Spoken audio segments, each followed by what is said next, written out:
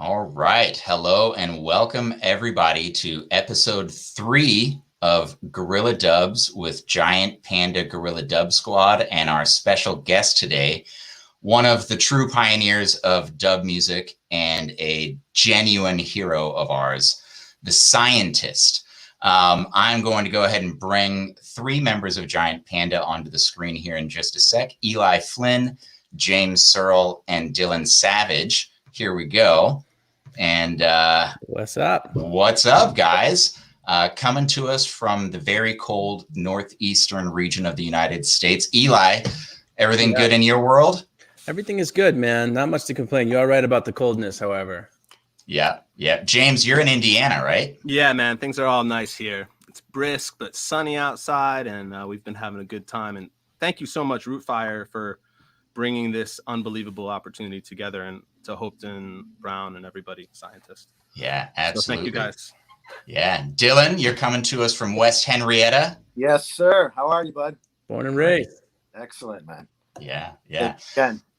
So, James, can you, before too long, in just a matter of moments, I'm going to get out of here and make way for Mr. Brown. But can you give us all a little bit of a context for who the scientist is and how you first discovered him and what we're doing today? Yeah, thank you. I just wanted to kind of take a moment to thank everybody for coming and being a part of this conversation and this session where we're going to see a dub of our tune, Really True, happen in real time. So I just kind of wanted to take a moment and have everybody just try to forget everything, just like reset.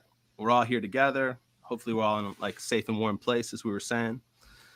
And just, let's just think and give thanks about everything that music has done for all of us and how much we love music. And every time that, music has been there for us in our lives, and just the abundance of places and ways that you can enjoy music in 2020. I think probably it's gotten a lot of us through quarantine in one way or another. And I just think about all those moments in my life that music was there. So now take yourself back 100 years to 1920. And having music accessible in this way was unheard of, and it would be unrecognizable, all of the ways that we have to interact with music these days. Take it 100 years back from there to 1820, and unbelievable. It would be modern magic to show anybody any kind of recording device, record their voice for them and play it back. It would be like you had a ghost in a box, So I think it's easy to take that for granted in these times, that it's so abundant, but just remember in the history that human beings have been on Earth, this is a very new thing. To record music and to share it with other people is essentially human beings' first way to manipulate time and to capture time. So it's kind of like the first part of time traveling. And that's always been really fascinating to me, that the technology to do this has always been available. As far as the first recording technology, there's always been wax, an arm, a needle, and a cone. So in ancient Egypt, that was available, but they didn't make the phonograph, or they didn't, as far as we know, find a way to record music. But in the late 1800s, 3 people in a matter of 10 years invented that kind of technology. It happened in the United States, it happened in France, and it happened in Japan. And we don't really know the reason why that coincidence happened. Maybe, Industrial Revolution technology was starting to happen. But either way, recorded music started to happen, and the tech advanced, and they went from recording on aluminum discs to recording on vinyl to recording on tape.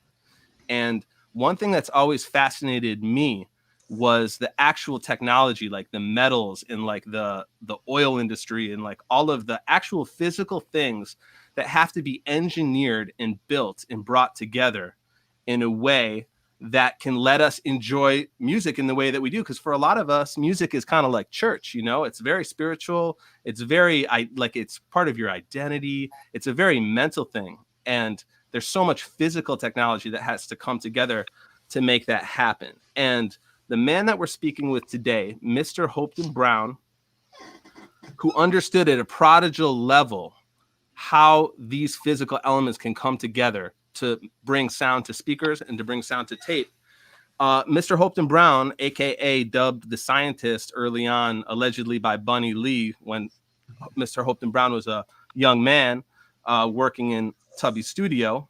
There's a lot of history out there that you can read up about Mr. Brown's life and the many things that he's been a part of. But the Scientist, as we know him as, has a very innate understanding of how technology makes sound happen and how these moments are captured and how using a studio to kind of capture time and manipulate time and make an audio illusion. And I feel like no one thinks about this stuff except for engineers. And I've noticed in my career that engineers and artists are kind of on a different wavelength. It's like very right brain artists, left brain engineers. Obviously, there's probably some crossover and a spectrum of it. But I know as an artist, I am not an engineer. I don't understand the way that the technology works. It can be explained to me so many times, but it always seems magical to me. So I think it's a really cool opportunity to see what Scientist knows and the wisdom that he's able to share with us today using more technology, which is using like StreamYard, and we're all in different places talking. This is all very futuristic, time manipulative stuff. But I just, listening to Scientist for a long time and reading about him and knowing his understanding of the technology, Giant Panda was able to meet him in 2009, I think. And it was, I don't think he probably remembers, but I've never stopped talking about this interaction. And I was going to speak to him directly about it, but I think I'm just going to tell the story right now. Giant Panda, part of our sound started as being very particular about the equipment that we were using. We thought that the 70s, 60s, 70s, and early 80s in Jamaica captured something very, very magical, the best music that's ever been made in the history of music, and was shared amongst people all over the world, changed the world. It changed music forever. It changed music technology forever. All of this started in Jamaica, and Scientist was absolutely right there, one of very few people who is responsible for that happening. So I don't think Jamaica and reggae music gets given enough credit. It's starting to get the credit that it obviously deserves, because when something is so incredible, it demands that. And Jamaican music will continue to demand that from the world, and the world will keep finding out. And hopefully this session can be a part of that, because this is like interviewing Michelangelo, but to me, it's more of, I don't really care. I don't think Michelangelo had as big of an effect on the world as Scientist has. And, through strange degrees of value, I think people might think that's an audacious thing to say. It is 100% not. If you look at the effect that recorded music has had on the world, reggae music, hip hop music, the technology, it's in our everyday, and much more of a way than anything Michelangelo ever did is. Respect. So yeah, I think this is like really huge, that to be able to be alive and speak with somebody else who was alive, to see this time period unfold of like 1960 to now, and the changes that took place. Holton Brown was in the studio making those changes happen, and he was also foreseeing how the technology would change and predicting it and inventing it in some pioneering it 100%. And so anybody that's tuned in right now, and future viewers, if you're watching this on YouTube, this is a very important man in the history of humans, to make a serious impact. And we have nothing but the utmost respect. I think things need to be made clear about how incredible of a mind Holton Brown, the Scientist, has. And so I'm going to tell about when we met, because I know I didn't want to go on, and here I am. But in 2009, Giant Panda Guerilla Dub Squad rolls up to the Malibu Inn, Malibu, California. Just what you think, Malibu. It's beautiful. We're some, road-weary upstate New Yorkers. We don't ever fit in when we're there, but we love being there. So we get to the club, and we've never been there before. And I'm tour managing and also playing bass. And I walk into the venue, and there's the engineer. And he comes up to me and he says, "Hi, I'm Holton. I'm going to be doing the engineering tonight. I should add in that we were opening the show for the legendary Don Carlos and his band. So we were already extremely excited and there right on time, just, trying to be good kids, being there doing our jobs. And I said, okay, we're going to start bringing our gear in. And he was kind of like, what gear? You don't need to bring any gear in. Like, we have everything. Do you have a snare drum? Because we actually are missing a snare drum and Wadi God needs a snare drum tonight. So I'm talking to him. I'm like, yeah, we have a snare drum. And as we're going, people are bringing in the like Fender Princeton Chorus and the Fender Deluxe amplifier. And we're about to like carry the B3 in and the Rhodes. And, this is like 1,500 pounds worth of equipment, several $1,000s. It's old. It's, 30 years old technology, 40 years old, some of it. And he's kind of looking at us. He's like, whoa. We're not using that stuff tonight. And so when you're saying to Giant Panda, part of our identity is kind of trying to capture that sound that we believed was made from analog instruments and analog amplifiers, that signal chain kind of made a certain vibration that physically kind of medicates people. And we were skeptical that digital technology could emulate that. So we were all about these amps. Still are to a certain degree, but I think our minds were expanded that night when he told us, no, you're not bringing in the amps. I'm the amplifier, he said. I'm the amplifier. I make the things sound the way that they do. Now, if this was some normal house sound guy with what we call SES, sound engineer syndrome, which sometimes, as I said, engineers are a particular mind of people. They spend a lot of time by themselves. They have a great attention to detail. I think that one too many, drunk tripping musician comes in having no idea what they're doing, you get a little disgruntled. So, I'm wondering if this is like a extreme case of this. And meanwhile, this gentleman is next to him kind of making a fuss. And I'm saying, well, we really need to bring in our equipment. That's kind of part of who we are. And this guy's like, man, do you know who this is? Do you know who you're talking to? He's like, this is the cook. This is the chef, man. This is scientist, man. And I looked into scientist's eyes and I was like, oh my God, what? Like, I didn't even, I didn't even know that such a meeting was possible. So yeah, we ended up agreeing that we could bring our amplifiers on stage and, but he wasn't going to mic them. So they were kind of like our monitors and he used our Moog delay pedal, which was really cool because that was an analog delay pedal. And, one of the first things that he did in the club was he totally leveled the system, like zeroed it, which a lot of finicky guys in a club that are like the house engineers, I saw these little guys like lose their minds that like this finely tuned Malibu Inn just got like the system totally flattened. And this guy was going to come in here, do whatever he wanted. And you know what? It's a good thing because as I was saying, Hopton Brown understands machines and mixing boards and the way that this stuff all works in a very intimate way. He knows what has to change to make the room be powerful and to make speakers be able to handle the power that reggae music takes in the drum and the bass. And, we understand that a lot of people don't really know that. That's a certain thing that engineers really cut their teeth on in reggae music, especially live, because your situation is changing all the time. And man, we had a great show. He dubbed us hard, and that was what we were all about. And it was a really cool collaboration. And Don Carlos went on and played a magical set that night. And, the end of the night, we just all felt really blessed to have had that meeting. But I never stopped talking about how he was saying that, like, hey, amplifiers, that's old-fashioned technology. That was happening before we had this new stuff, before we had the mixing boards that we have now. Now you can do whatever you want, throw those things away, basically.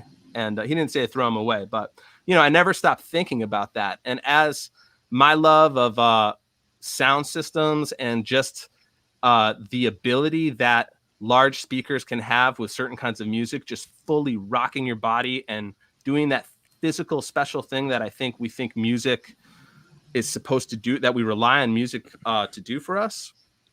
I've been thinking about how maybe I think his experience, Hopton Brown's experiences and his life in pioneering this technology, he has a lot of wisdom to share with younger artists and engineers, with examples just about how we are going to forward in sound. How are we going to continue to make sound special and reach its potential of like having that impact on human beings? And this is an amazing time to be living in. As so many people know, music production is in its infancy. And Hopeton Brown has seen so much of it. So I think, are we ready to bring him on? Is he ready? I think we should. Mr. Brown, we can see you in the background. Give us a thumbs up if you're ready to rock. And there we go. Okay, so without further ado, I'm going to get out of here. Ladies and gentlemen, please welcome the scientist to the show. Here we go. Well, first of all, man, thank you for the wonderful intro. Wow, you blow my mind. I didn't even remember about that Malibu show, but thank you very much for being very candid. You told it the way how it is, and I couldn't appreciate it more. So again, thank you all. Thank you so much. Where are you coming from, and who are you with? It looks like you have a team with you. Yes, this is my first lieutenant, Miss Real Vibe from Japan. Peace. And Nice to meet our you. cameraman is Daisuke, who we've been speaking with. How's it going, y'all? Hey, welcome everyone. Yeah. Well, scientists, just wanted to say that this is a real big highlight for us, man. So welcome and appreciate the opportunity to do this. And Same what to is you. your home-based studio, scientist? Is this where you typically work Yeah, from LA? yeah. Do you mind if we call you scientist, or do you prefer Mr. Brown or Hopeton? No, Mister, please. Hopeton is fine. Okay, cool. Nice to meet you, Hopeton. Yeah. Well, we really appreciate you coming together with us. And like we were saying, we brought up Really True, which is the song that we sent to you, the stems. We recorded that in 2015, 2016. So it's been a long time since we've revisited it. And we're really excited that you were wanted to do this live. Is this something that you've done before? Have you mixed live on the internet with people watching?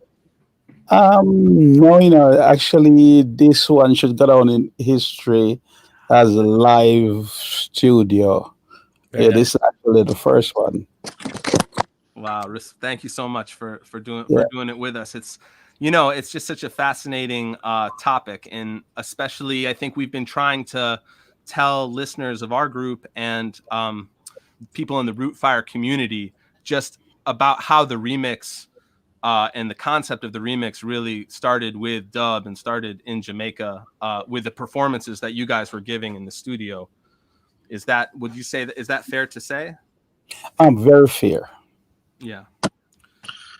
And people, I always thought a really interesting thing about it was, almost like in a manner of recycling.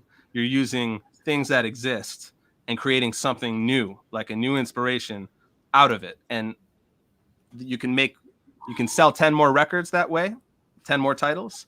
And you can also, have different art and show the different kind of perspective. And it's amazing. Yes. And so do you think that you want to get into it? And do you want to tell us about how you go about mixing the track? Like, what is the first step that you take? And how do you want to go about this?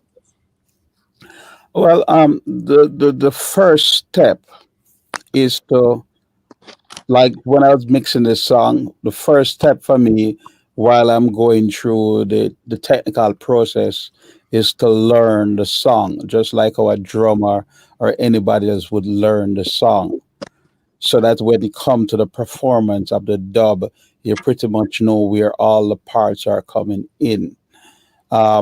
Second thing to it is to try to capture the natural dynamic level in which the musician playing. So it means if the musician is blowing hard are hitting the snare hard, you try to capture that and not try to dilute it. Then the next thing that come after that is the clarity, and all that has to be done before you start the dub, which is only the performance. So you have to have the music that when you listen to it, you have clean separation before you go into the performance of the dub. Now, so does that take you opening up the session on the board and kind of going into each individual performance? Like, do you solo the bass, or do you and kind of learn the different intricacies? Yes, you'd solo each instrument, and then you would EQ the instrument that it pass a specific band that the instrument uses. For example, hi-hat is not going to respond to 50 cycles or low frequency.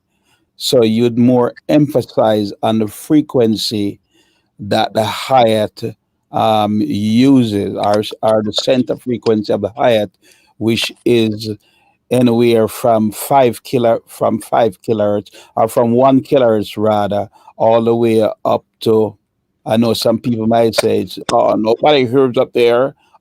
Hi-hat, if you know what you're doing, it can go all the way up to 16,000 cycles.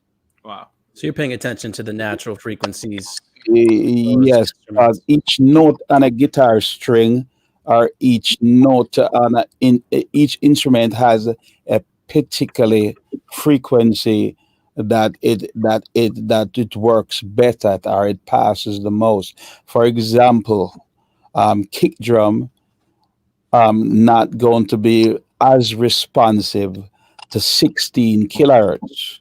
And then again, it depends on what you're trying to do with the kick drum. Now, if you're trying to add like a carrier frequency to the kick drum, so when you play it on your telephone set, then you might want to start pinging 5 and 5 kilohertz and upwards.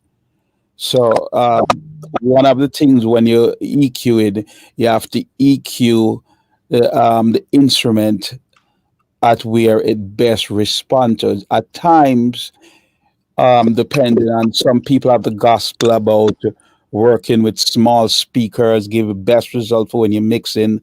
That is not really true, because, for example, if somebody was to record a bass guitar on a small speaker, well, based on the diameter of the speaker, you can only go so low at this volume. So what will happen is that because the diameter of one of these NS10 is on like 5 inch, you're going to overcompensate on the bass. So if they record it at that frequency that is overcompensated, then you have to know what you're doing and then make the relevant EQ. So when it comes out in the real world, it will be okay. Very nice.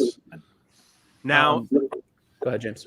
Is that something to know those frequencies and to know about the guitar strings and to know about the hi-hat and where they are best placed? Is that something that older engineers taught you when you were like, did Tubby talk to you about those things, or did you learn them trial and error? I'm a self-taught person. Mm-hmm. But going back to what you were saying, when you came to Malibu, the first thing I did was to zero out the console and take away the room EQ. First of all, there was no room EQ. Everything was totally flat, because the gospelers that been taught, oh, feeding back a 1K, Jim, bring down 1K, 1 2 1 2, okay. So you get rid of the feedback at 1K, but what instrument resides at 1K? You find, who's the drummer here? Is the drummer here? Unfortunately, he is not here. Okay, he is watching. He's watching. He's watching. Okay, so the drummer. Okay, so you get out the 1K feedback, but guess where lives that 1K is side stick. So when he play the side stick, it's going to be lost. And then when people get inside the club, that acoustic, Jim, 1K, 2K, bring it down 2.5. All that is going to change when the club get full. Right. So that's why I zeroed it out. And to people, oh my gosh, what is he doing? And then, okay, so we have a particular club here in Los Angeles. Boom, the kick drum would be feeding back in the monitor. Well, the reason why it's feeding back is because the speakers are under the stage. Now, if you had a concrete stage that instead of a plywood or a wooden stage, then the stage would not vibrate, so that could work. But based on the situation that you have with the rumbling, the kick drum, oh yeah, it just and you pull down 20 cycle. Okay, so you pull down 20 cycle. Now you get rid of the feedback. But guess what?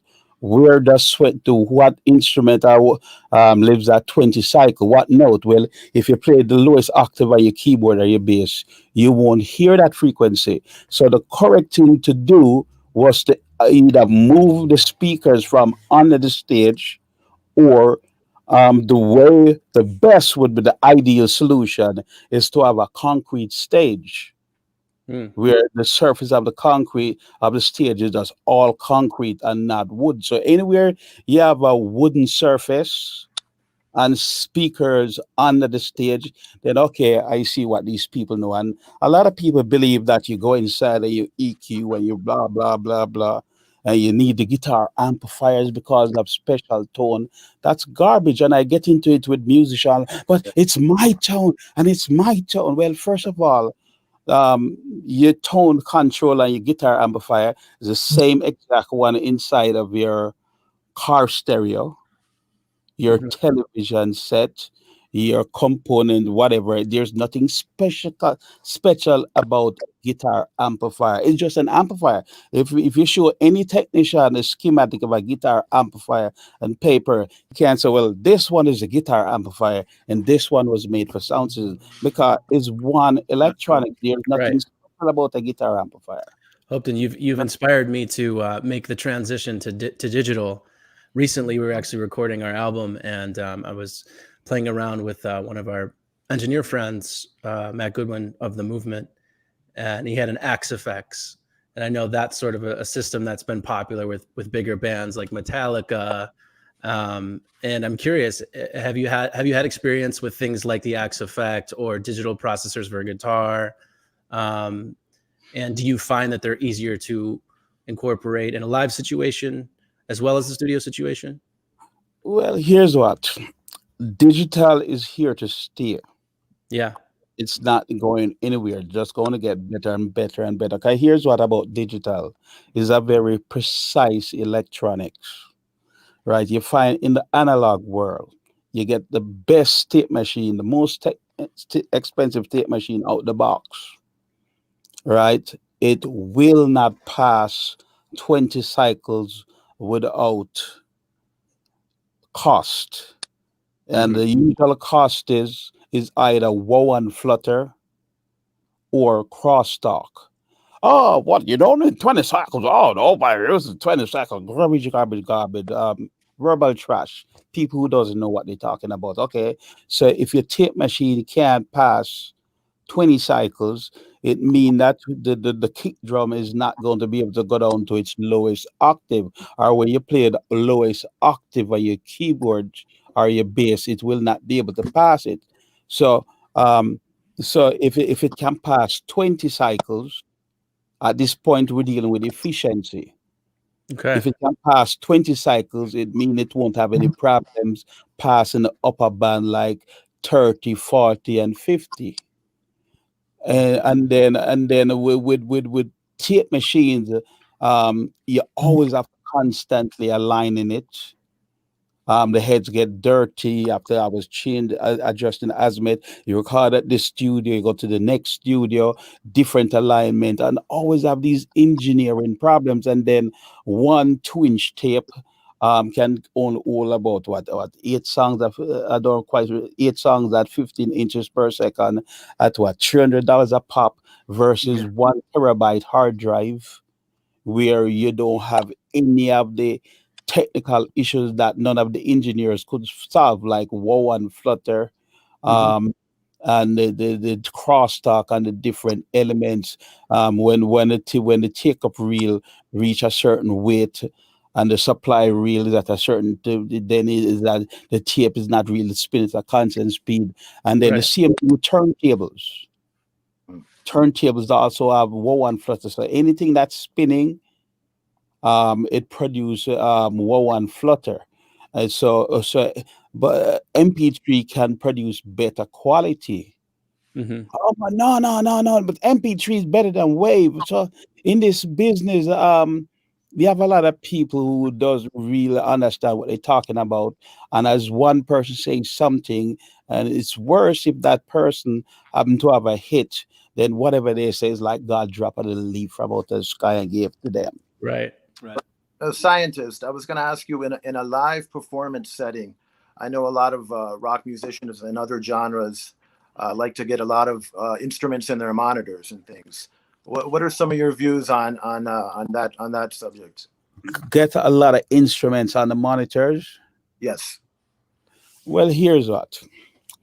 A next mistake is the guitar amplifier, the guitar man only want to hear himself in the guitar in his monitor, and just give me a little tiny bit of drums and the horn man. Oh, I only want to hear my horns in my monitor. Okay, so here's what happens.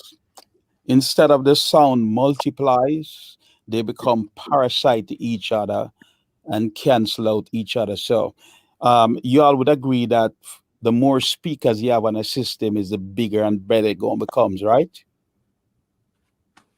Typically, Like I would agree with you. yeah, like if you have one speaker versus 10 speaker, Right. Yeah. it's going to Yeah. be better. So if you have everybody, just like when you put on headphones, if you have everybody hearing the exact same thing and exact the same rate, because the way I do monitors, I don't have different mixes. I feed whatever I get in the house on stage. Mhm. Like with the Michael Prophet show, again, no guitar amplifier. There was one mix. The system, both the house and the monitor system, completely flat. There was no feedback. So here's the problem that when you have a big stage, Yeah. and each person only want to hear themselves. So the time that the sound, the horns take to reach over by the keyboard, it going to have a slight delay. Hmm. Mhm. Okay, so that's one problem.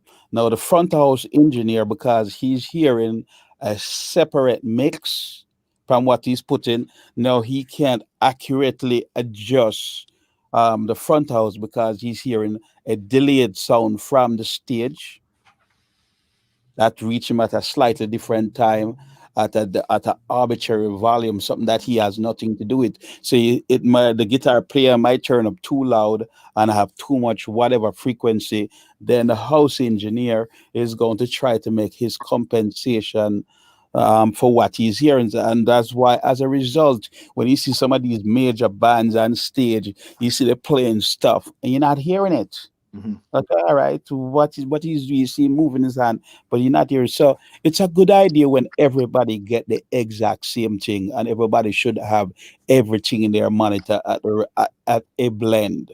Because here's what happens: if you only have the keyboard player in his monitor, and he doesn't have anything else to go with, then he will not going to be playing at his right dynamic touch. Right. He might be playing too hard or too soft. He's not going to play play to a velocity where he blends with other instruments. So it's a good idea. Everybody is getting everything in their monitor. Mhm. Yeah. In-ear monitors are the future for sure. Well, in your monitor. I remember first time when I tried to get bands in Jamaica to use headphones. Everybody laughed at me. Headphones on stage? This is not a studio. And everybody was laughing at me. That is before we had in-ear monitors. And hey, somebody, again, thanks to Somebody was digital. listening, Hopton. Huh? Somebody listened. Yeah, well, Dr. Dre. no, in-ear monitor, which is a blessing because the huge enemy is the monitors that throws off the front of the house engineer, and then they become parasitic to each other, especially when everybody wants separate mixes. You know, I love live music. I love going to see a live band, and I love playing live and feeling the interaction with all the people in the house together, you know? Yeah. But what I was going to say is that kind of what this conversation reminds me of is that so many scenarios where there is live music is set up to sell alcohol and make money. And as a result, that's why we're being on the stage with the monitors to try to create this audible illusion, so that out of the front of house, that's why the sound systems in Jamaica, like it was just the walls of speakers. Like that's kind of a great way to experience music. And maybe if the priority wasn't to fit a certain amount of people in a room and sell a certain amount of alcohol, then we would have a different setup and maybe the in-ear monitors square that circle. But well, yes. Visual can also influence the mind and illusion. yes. And aesthetics. Like, for example, I finally convinced a band, no guitar amplifier on stage. I'm saying, okay, no guitar on stage, but can we just have it on stage? Yeah. And then Cool.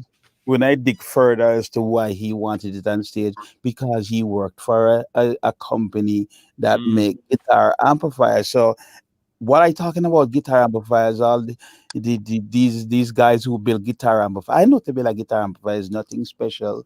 How this guy's trying to put us out business. But as you mentioned earlier, that was the 50s and the 60s where the guitar amplifier was the PA system. Right. I think it's such a unique opportunity to talk to you, who has seen all of the changes since the 70s like happen with now we are working with digital, and like even questions. I have a million questions for you, but I know we want to get into the live dub session. We're talking about performing on stage and being in the studio and kind of the differences between that and the ideals. And I was wondering, my friend Brian Davis, a percussion player, wanted to know if you prefer digital drums over a drum set. They're two very different things. Obviously, the root of so much music is drums. Well, drum machine drum is close, but there are certain things that is until now is irreplaceable. Like, for example, drill drums. If it's mic'd properly and recorded properly, it's irreplaceable. So I personally like a good drum set, because you have these new electronic drum. They get the dynamics where you can go very soft to very high. They get that part good. But a good drum set, hi-hats, they haven't gotten it right. I give them probably the next 50 years, who knows? Probably somebody might come up with something, but real drums. And then if you know what I know, how to collect the different bleeds from the different instruments, so when you put everything together on the drum set, it harmonized together.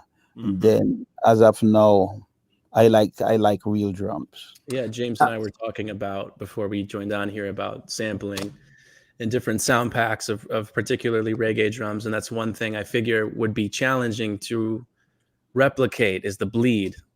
I have yet to hear a kit that has, a kit that sounds like they do on records that you've mixed and produced. So, well, this song that I'm mixing for you, when you hear the kick on the snare, I hope you enjoy it, because it's very powerful. And yes, I develop a lot of those techniques, because the gospel first time, no, you record flat. No EQ when you're recording, like Cox. Me and Cox used to have big fights. No. I've been doing this from before you're born. We record without any EQ. So after I record a couple of musicians and they can hear the clarity, like on Michigan and Smile and Ice Up the Dance. Yeah. No, Mr. That really sound better. So I slowly start breaking in everybody into EQ, but before, no EQ. So I learn how to EQ. I learn how to use the different bleeds of the drum. And scientists, some of your views on compression and analog reverb? Um, I hear, as I say, I'm an electronic engineer. I know how to build compressor, and I hear all the false claims about compression. It makes bass fatter, and when you master and you have to have compression. Please, after I mix the song for you, I'm going to master it. Don't allow any geek whatsoever. I don't care whose record he Grammy he diluted. Oh, I mixed for so and so. I diluted their record to very, you can barely, can't even tell if it's lemonade or what. It's so watered down. It's because they all the first thing after I compressed it. What? The compressor wasn't made to do that. Hmm. It made a bass. No, compressor does not make the bass any fatter. Mm. EQ, I know you know to EQ make the bass fatter. So no compression. Compression have some good properties, yes. Like when singers singing, right? It helped the first original use of a compressor was back in radio transmitters where and in television set where it's known as AGC, automatic gain control, where you don't want the microphone to over modulate the transmitter, so you have to have something to keep it within a safe range. That was the first original anything about limiter compressor. Then when magnetic tape was introduced, you needed something to perform the same task. If the singer the signal get too hot, it does not saturate or distort the tape. Interesting. So there's nothing in the electronics that telling you in making bass fatter, because you would see it in the response curve of the instrument that, well, then when you do this the bass go up. What you see happen when you do this, well, you see it goes down.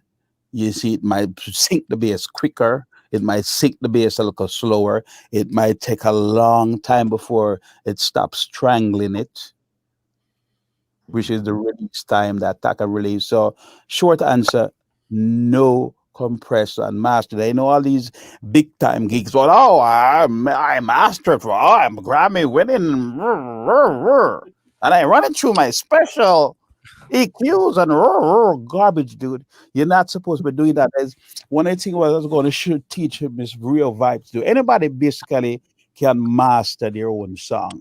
There's nothing magical about mastering. Back when you're cutting vinyls, you need no more know-how. Like, okay, I'm going to cut a 33 versus a 45, so I'm cutting a 33, so I have to make the grooves more narrow set fit. Okay, I'm going to make a 45, cut a 45 12-inch. Now I can widen the grooves on it, and I can get to put more bass. Back then, you needed more of a know-how, but within this digital technology, the only thing you're supposed to be doing in mastering is edit the front so it doesn't take too long before the song begin, and then you cut off the back so you don't have a bunch of lead after the back, and then you bring up the levels to the highest level before it starts to distort. But put compression on the song, no. Hmm. Any geek, I don't care whose record they master, no compression. And again, all of these records that here back in Jamaica, we don't have any compression on it. Okay. And as far as reverb, are you more of a fan of the digital reverb versus the analog reverb? Well, certain things, the digital, some of it is good. I personally do everything digital now. Okay. Yeah, certain things, yes, like a good spring reverb, yes, but I even have a digital version of it that sounds good. Mm-hmm. I've Yeah, heard I've heard you speak that some of the analog reverbs were a little bit noisy and problematic. problematic. This is the problem with analog gear. Um, the value of the components keep changing. Like you have a brand new console or brand new whatever instrument, you might have a resistance that measure 1K. and then based on the life cycle of the component, that value change, it might be 1.1K. It might be probably 20 ohms before, but I'm short of 1K. And it depends on the temperature. Like if you live in a very hot, humid place, you find that the values could change. And that's why when I hear people talking, oh no, you're never supposed to shut off your studio, never supposed to switch off the console. It's garbage. Hey, there ain't no special parts inside recording consoles. The same exact parts inside your television. Every night you switch them off, next morning turn it on, it doesn't blow up. The same exact capacitor resistors inside the F-16. They don't leave the jets running 24/7 for best results. Yeah. Right? So there's a bunch of misconception out there in the industry. So yeah, that's really interesting. That I feel like some of the things that you're saying is that digital is really the best way to capture the music. Not necessarily, it's the capturing an instrument is about balance and EQ some of the time and a lot of the time, but to capture, you can do it digitally now. Everything else was a means to an end before. It's kind of what I'm understanding. Because here's what happened. When you had tape recording, right? You had that hiss. Right? That's what people are chasing now, it seems, with digital tape. I hear that people making plugins now to simulate hiss. For sure. Right? So what used to happen back in the tape, there's a signal to noise ratio. So if your noise is, say, 1, you need your signal to be higher. So if you can go 1 to 10, all the better. So your signal is drowning out. So the hiss, so your hiss might be down, say, to minus, just say hiss is down to minus 30, right? With digital, you don't have any hiss. You probably can go down to minus 200 when you do it, put on a scope before you start seeing any noise. So you get a wider dynamic range. Like digital is perfect for orchestras, because if you're just making a part in a song where the Dracula is coming through the door and the guy needs to be playing the hautboy or whatever his instrument very soft, you'll find that would be right at the level of the hiss. But since digital doesn't have that, it allows you a wider dynamic range. Yeah. Somebody told me that I recently bought a Roland jazz chorus, and they told me it's a great amp, and it doesn't hide your mistakes.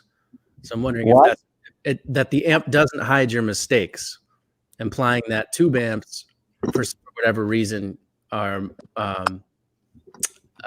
give you a warmth that maybe might not necessarily translate. Forgiving warmth. Yes. Okay. I hear about this warm business all the while. Okay, let me tell you what I did.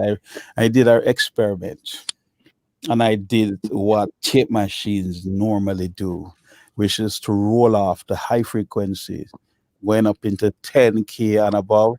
If your head's dirty or the azimuth not correct, you will lose the high frequency. So you get 2 digital recording, and you EQ 1 what a tape machine would do. Roll up the high frequency and bump up the bass. Both of the 2 there. So you ask all the gurus, hey, tell me which one is the analog. Oh, that one. It's warmer. Okay. It's 2 digital recording. I just roll up the highs off one of them. Right. Yeah, so the warm business that I get to find out is what people talking about warm is signal deficiency, signal loss, and wow and flutter and rumble. That is what I get to find out they call in warmth. The objective is, everybody will agree with this. With digital, whatever you put in is whatever you get out. That's the objective. That's the engineering objective. So if you're putting in something and you're getting back out the same exact thing, that means if you're putting in warmth, you can get back warmth. Sure, makes sense. Yeah. I think that it's interesting it's interesting for me to understand that when you started as an engineer and the engineers that you were around, seems like, was that the purpose, to capture the clearest sound, the most honest representation of what was being played, rather than someone who, like Jamaicans and the Jamaican music always moving forward. You know, back then that was new music, but here we are reflecting back. You know, everybody that's not from Jamaica is looking back to what happened in Jamaica over the past 30 years, trying to emulate that. And in other kinds of music too, there's people that are trying to exactly get the tape hiss sound. But would you say that have you been trying to achieve clarity from the very beginning? Yes, because okay, well, we finish a line in the tape machine, and we finish setting up the azimuth, and at 16K and 1K have the same levels, which is the objective. That is the objective. Yeah, I mean, with your 1K, 16K, and all the frequencies supposed to be coming back. But look at above 16K. Look at what it's doing. You can see the meter jittering. That's a flaw. That's the wow and flutter. Mm-hmm. Right. Look how jitter. Okay. The supply reel is almost empty. And look at 16K. It's a 16K dancing all over the place. Mm-hmm. Well, what's going to happen at 16K dancing all over the place? That means your hi-hats and all of these things, all of those frequency that reside in 10 kilohertz and above, it's not going to have any clarity. Yeah. Mm-hmm.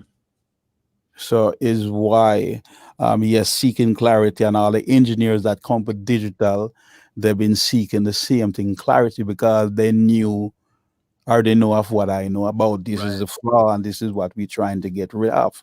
So when people come in and tell us, oh, but nah, tube is better, analog is better, vinyl sound better than CD, that's garbage. Right. Mm-hmm. But why it's garbage? Because the moment you hit tape, it's a second generation. Right. So it's often more of a nostalgia thing, I feel like. Well, some people I get to figure out they just like to be feeling important. They go into a venue and they're lifting up crates of records. Damn, I can go to a venue. Like when I go to a venue, I see people going to do live dub mixes and they feel important. They're plugging in a bunch of wires. I can just show up with a digital console and with everything stored on my stick, put it in.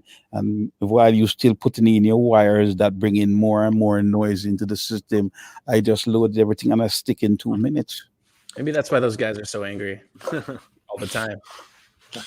Too many wires. Yeah, so digital can do a lot of things that analog can only dream of. Like, for example, the pilot doesn't need to be able to see the runway to land the plane. It could be in the worst weather condition. Okay, it have a coordinates of this X, Y, Z, and it's 50 degrees west, and wind is blowing 50 miles coming out of the north. So he can just set the instruments. Okay, we need the flaps at this degree. Set it, and digital store all of that. Can you do that with that? No.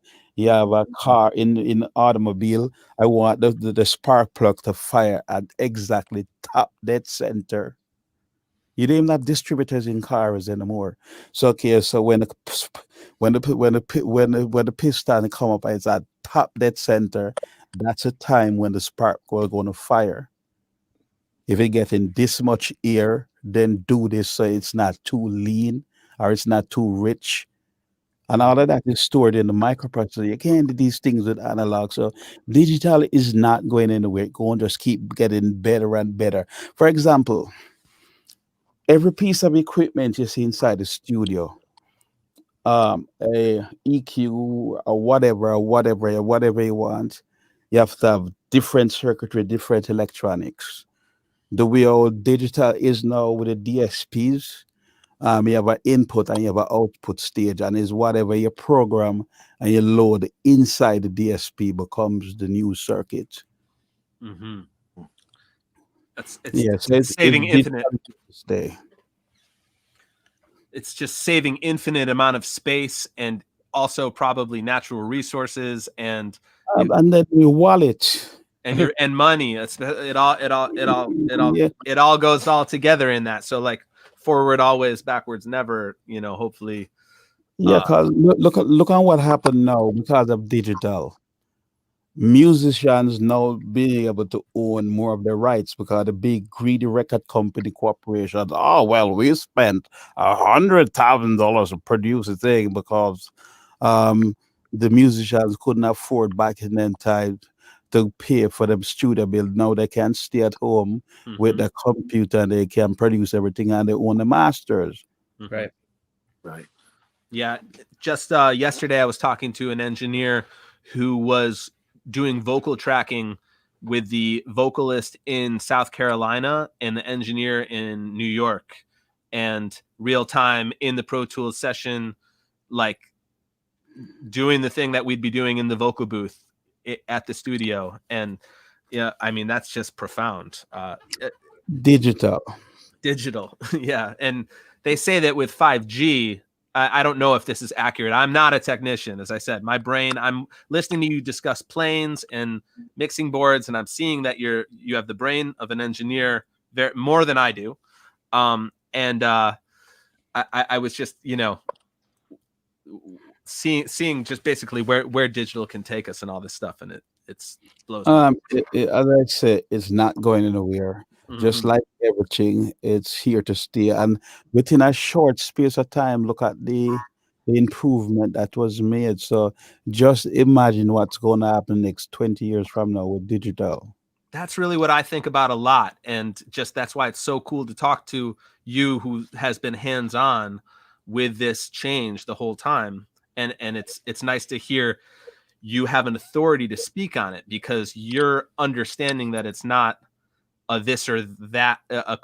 It's not a quality thing. The quality has gotten better. The goal that you had in mind when we started recording, the goal has furthered. It is now easier to capture a more clear, authentic signal of what has happened for documentation or whatever. Yes, because here's what you set up a oscilloscope.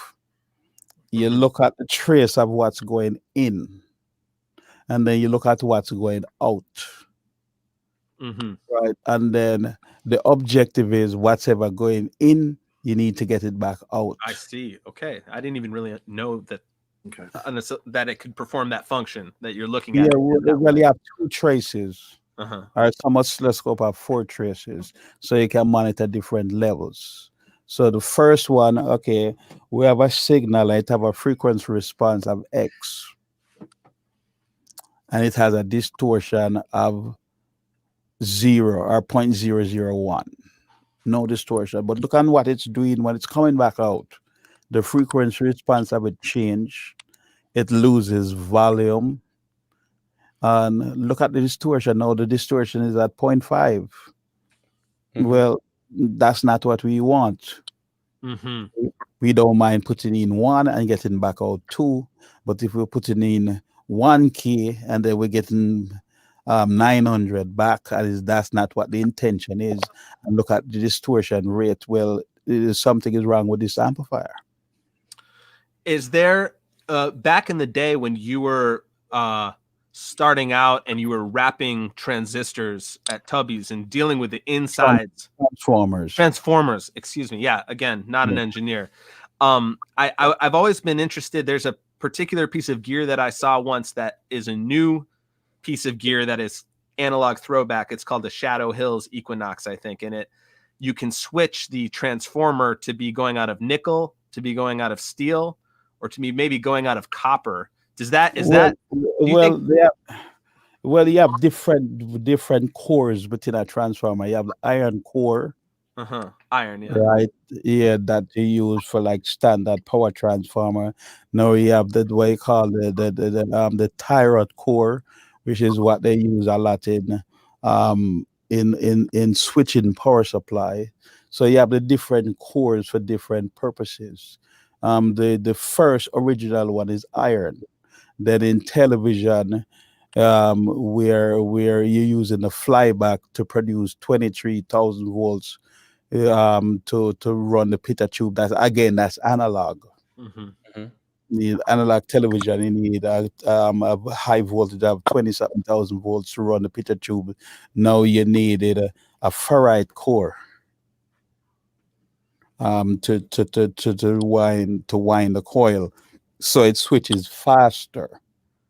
Now with digital, look at this. Oh, look at the clarity. You know, look at old black and white TV, right? You see a kind of a grain, right? When you Yeah. watch Dracula, and look and look and look at how you call it, and moving now with the clarity and the precision and sharpness.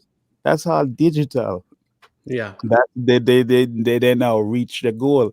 Back in the days when they was making a black and white TV, the engineers they know the flaws, but ordinary people watching it they didn't know what the flaw is. It covered it up too, right? Kind of like Yeah, the tube amp. if you're in a house with a dog that stinks, after a while you stop smelling it. Yeah. That's a great analogy, which I would use. Very Yeah, true. And yeah, and also it's crazy when you watch those old black and white movies now on a high def like 4K. Oh, Even yeah. even movies from the 80s, you can see all their makeup, you can see like Of kind of how things course. are chopped. It's a trip, man. Yep. It is And cool. you get- and again, Hollywood need to feature and give some of these actors need to give some of these makeup artists more credit. Just the same for me and Ria here, we have to doctor a lot of um well, a band like yours have good talent, good musical composition, but sometimes we get some bands poor musical composition, poor recording, and the same way the makeup artists in Hollywood have to doctor some of these artists to make they look good. That's where you put them and hide them. You say, "Wow, I didn't know that he had a crit in his face." Right. Yep. And that's what digital does. It highlights all these things. Yeah.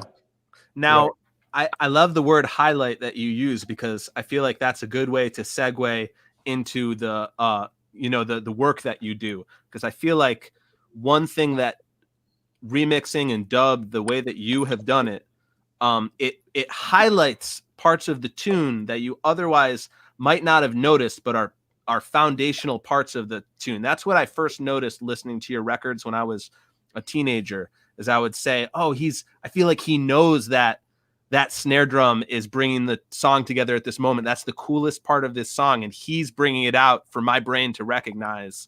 And it's just like a really fun way of presenting sounds and listening. And I would love, if we want to move into the next segment and kind of talk about mixing the tune, and I'm interested in kind of what draws you into a mix, like how you start moving and going forward. Yeah, I just want to say, James, that Marvin Gaye remix I heard was well. There's parts of that song that I'd never even heard, and I'm like, wow, he's really hearing this in a way that like almost maybe somebody was intentionally trying to for some of these parts that needed to sound. Well, make no mistake. Reggae is the hardest genre to record, and there's nothing easy about reggae. So if you can swim in the Atlantic or the Pacific Ocean, it means when you get into a swimming pool, you can sleep and swim. Mm-hmm. So if you can mix reggae, then everything else. That's what you hear. I heard it. I heard what they were doing with Marvin Gaye back then. I'm saying to myself, but these guys have mega budgets, and this is the best they could do with this. That Marvin Gaye mix that year, that's about 20 minutes where just played around. It's not months and months and weeks in the studio. But this is what happens when you know what you're doing and you know to use the EQ to emphasize on whatever the musician playing. But apart, you see, one thing that I said was highlight within the mix. Mm-hmm. Now you have distract. Okay. Right. In the mix, which could be a reverb splash on the drums, and then you want to distract the listener's attention away from something to now highlight something else to lead them. So each time you listen to the music or the mix is going to be always a little bit with different. It never, and that's what make these records live for over 20 years, because I've developed these techniques, what to highlight, how to distract, how to lead them on a journey. Yes. As opposed to putting a Band-Aid on something that like a magic trick, and you're trying to distract listeners. That's really interesting. Yeah, well, say in martial arts, a guy could be showing his hand like this, but he really intend to punch you with his hand. Yeah. So he's distracting Exactly. with this finger here. And if he's not paying attention, then you poke in the eye with this finger. I was curious in some of the classic records, some of the distinctive plucked guitar tones that you introduced, and some of the Radix records and things. How did that come about? Because those are tones that you don't really find in other genres very often, or at all. The reason why I was dubbed the scientist, I was the most experimental one. Cool. No, that's crazy. We don't want that kid near our record. And okay. No. These guys are older than you. What are you talking about? Well, to my ear, that don't sound good. So I pull apart the guitars. I did certain things to them to get them to come up with that. So when you play certain strings, it emphasized this way. And then again, the magic of EQ in it. EQ. Yeah. Yeah. So when you only play this string, this is what happens. Or this note. Yeah, that's so interesting. EQ as opposed to things like compression, and because Yeah, no. Look here. When you look on any compressor, one thing you're gonna find all of them have in common. When you look at the VU meter, it have a big GR, which stands for gain reduction. Yeah, no compression, please. I see where you're coming from. Here's what compression really works good in: automobiles. If you piss that don't have enough compression, then you have enough power. And in audio, no, not from yet. Same concept. That's really that's great. really cool. That must have been really exciting when you would discover those tones as a young guy with these serious producers and musicians around. Was it like you would EQ something and one of them would say, that I like that, or was it you deciding that was a cool sound? Well, here's what, based on our opening conversation, you're talking about the relationship between producers and engineers. Yeah, the division of labor I'm wondering about. Yeah, well, here's what, music is a coordinated effort. There is no chief. Everybody do what they do best. So you find all the big name bands back them time in Jamaica. Oh no, we want to work with that one,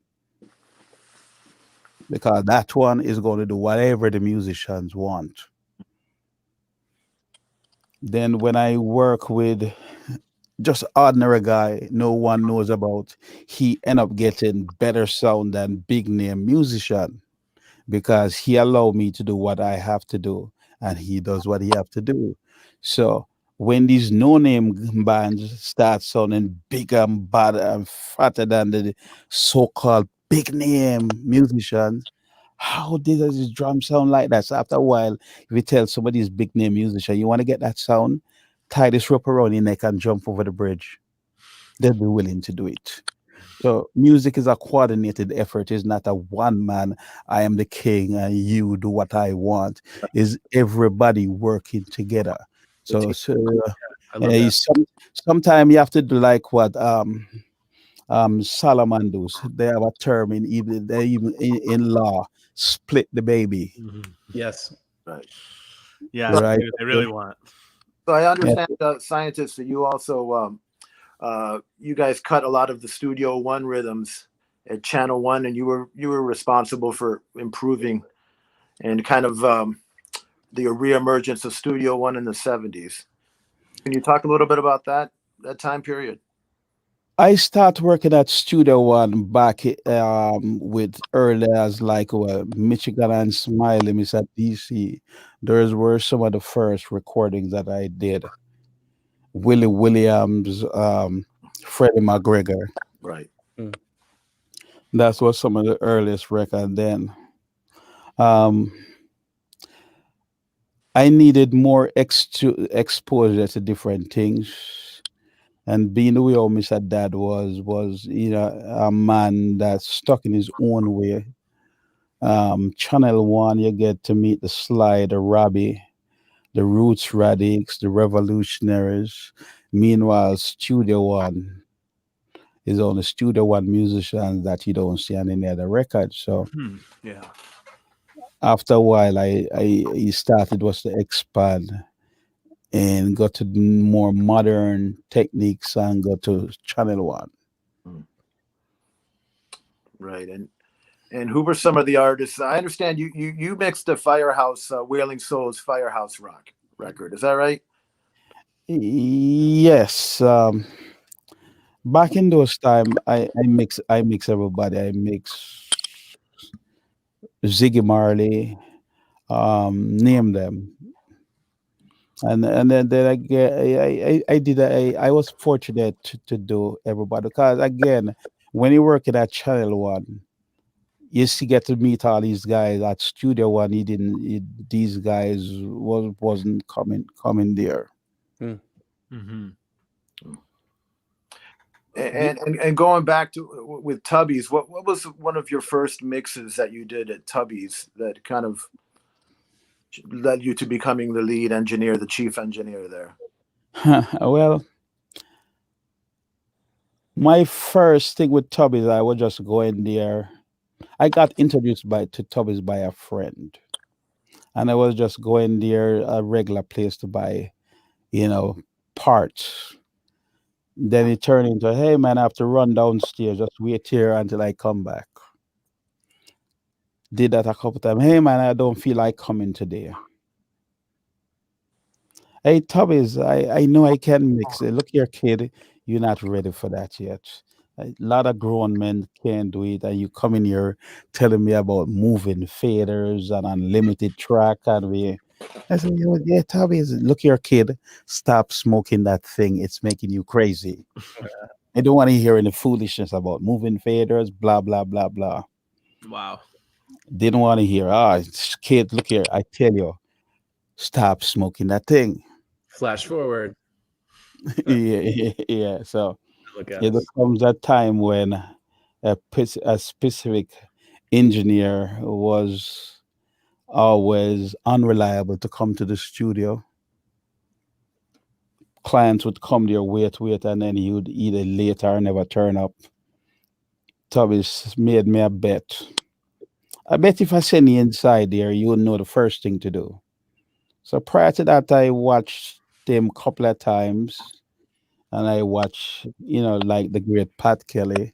Yes. So because I'm an electronic engineer, become second nature. So Henry Laws, John Joe had a session to run with Barrington Levy on my way up to Marvelly.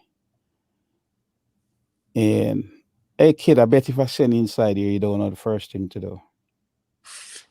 And him send me in there. Okay, I watch them how they turn on this. Watch them how they put on the tape, the tape. Okay, mix time. Number one record. No more television fixing after that, and then Yeah.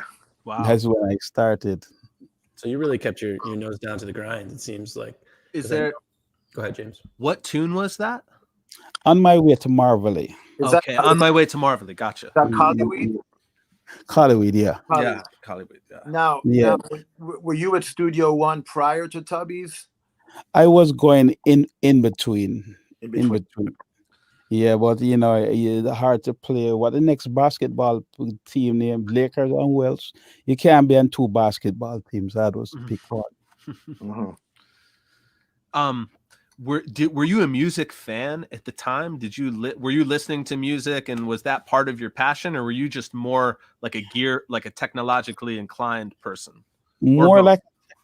like a technical, logical inclined person, but my first experience with dub record, which if I hear it until now, it pretty much have the same impression on me is Roots of Dub and that Augustus Pablo. Um, Rockers Uptown. It still have the same impression on me. When I was thinking the other day to get back Santa Davis and them to come in here to record it because great musical composition, but again, everybody was just learning. And I can hear when Toby's tried to dump drum and bass because everybody think you're supposed to hang the mics way up in the ceiling for overhead. Okay, picking up all the bleed from the guitar and the piano. Which gave it its own flavor, but I know what they were trying to do. So I want to record it over that song. Those at least that song over, yeah. So the Roots of Dub record that made a big impact on you. Oh yeah, until today. Yeah. Anytime I hear Tubby's Roots of Dub, is like I can smell the ocean where I used to live in front of. It's awesome. It carried me right back to high school days. That's beautiful, man. Yeah. Question for you. So when you were working in the studios, I had heard, there was some shady business going on in the background, and you mentioned that a lot of times people left you alone, and that people didn't typically bother you. Is that true? And how did that sort of come to be? I'm not sure if I understand your question. When I was in the studio, what?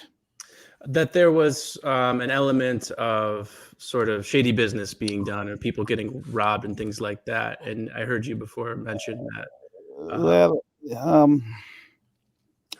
Living in Jamaica, you have to learn how to move.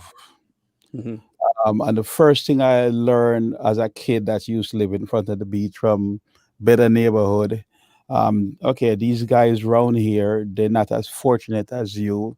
So don't treat them any less. Yeah, treat them with the same respect. So I becomes the person. Okay, I come from uptown, but when I go around here, everybody have something to eat. So I don't eat. You have an individual. He would go and buy food, and he would eat in front of 100 hungry people. Yeah, I'm not going to do that if I can share my food. I just don't eat in front of everybody, and at least don't offer them some. Right. You're not buying anybody's friendship, but he believed he was the boss, and he just treat people who is beneath him worse than him. And then being the type of neighborhood that is into, you can't conduct yourself around here like that. So I have just put him one side and say, look here, man, you're creating enemies for yourself. You're not better than these people just because you come from a different place. The only thing is you might have on a better shoes, a better pants than them. So don't order them around the place and treat them like that. And so, but with me, I show them a different light. I've been able to pick up kids. I've done it all, even right here in the United States. I used to live in New York. I have kids who get themselves in gangs and problems. I take them up off the street and train them to be engineers. And that certain individual, big time engineer now, produce Sean Paul Shaggy. It was a kid in my neighborhood getting himself in problems. So I said to him one day, come with me. And because they see me every day, they don't know what I'm doing. And I carried them. When I carried them to Tough Gang, he was like, what? Bob Marley and them. And I turned him into an engineer. Wow. That's awesome. And who was that, Hopeland? Well, I don't want to sound like a bragging, but Tony Kelly. Wow. Okay. Incredible. And going back to Channel One, when did you leave Channel One to move to Tough Gang? What year was that? In the late I came to America here in 1985. So I leave there probably about 83. I do about 2 something years in Channel One. At Tough Gang, and then I said, when you live in Jamaica, I find myself, around the good, the bad, and the ugly, and sometimes people just approach me. Everybody wants something. I was like that Santa Claus. And the only difference with that Santa Claus that come once a year, I was Santa Claus 24/7. Wow. Right. Yeah. Sorry. In that time in your life, around there just the political situation in Jamaica around that time was crazy. The the economic conditions, all kinds of conditions, around the world were and still are, just a lot of dynamics. And it seemed like you really maintained like I don't know you very well, but just from what I've read about you and the things that I've seen, you seem to have a good moral core, like a good moral standing. And, on the peaceful side of on a lot of controversy, you were quiet for a long time about, your role in the industry, whereas other people were kind of being loud. And so, I've heard you talk about things, anti-violence and anti-greed.